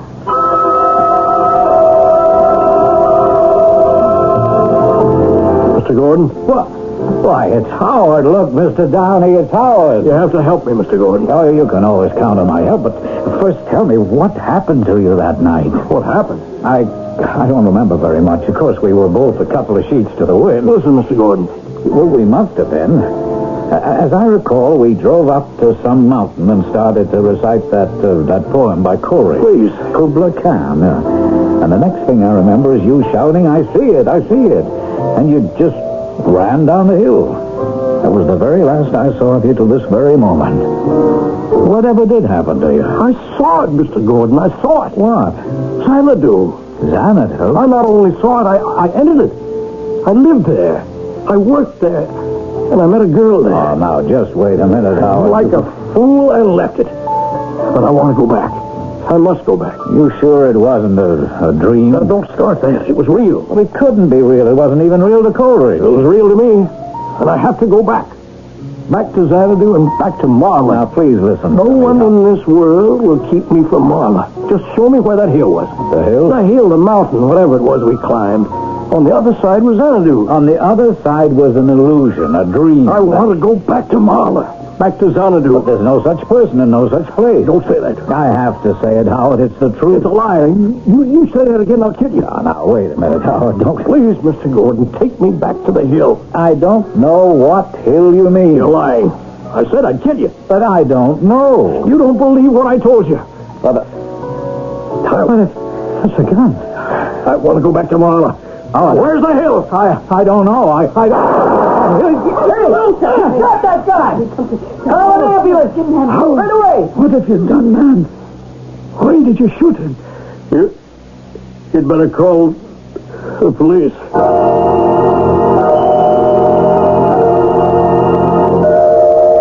Why? Why did you do it? Listen to me, Howard. Talk to me. Why? Who is Marla? You wouldn't understand. How can you be sure? Tell me and see. All right, then. I'll tell you.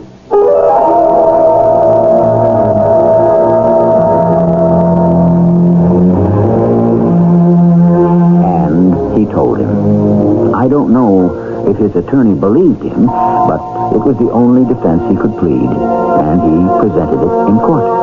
The jury didn't know what to think. They voted guilty because of insanity and turned the whole thing over to the psychiatrists, who didn't know what to think either. But they get paid to be confused and come up with learned judgments. And there the matter must rest until I return shortly.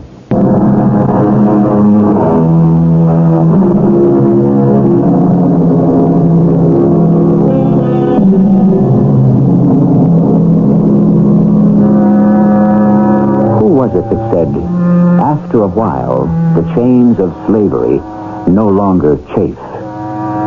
It's probably true for too many people. Slavery, of course, is more than physical bondage. Slavery is also a routine, a rut. Slavery can be the safety of the tried and the true, and the everyday. Slavery can also be the security of being one of the faithless members of the mob. Our cast included John Beal, Bob Caliban, Ian Martin, and Bryna Rayburn. The entire production was under the direction of Hyman Brown. And now, a preview of our next tale. What can I do for you? You are a cab driver, is that right? Yes. You went to 132 Clarkson Street earlier this evening, eh? Yeah. About 8:30 to be exact? Yeah. I remember the time because he was very definite about wanting to get there by exactly 8:30. Who was very definite? Well, the man we're talking about, the man I drove up there. All right, let's go, Mr. Grove. Well, my wife and I were about to go out to dinner. Do I have to come all the way down to the station? Yeah, I'd say so. Please don't get me wrong. I want to be all the help to you guys I can, but couldn't I just answer whatever questions you got here? You don't seem to get it, Mr. Grove. What do you mean?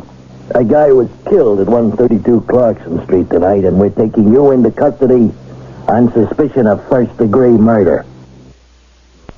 This is E.G. Marshall inviting you to return to our Mystery Theater for another adventure in the macabre. Until next time, pleasant dreams.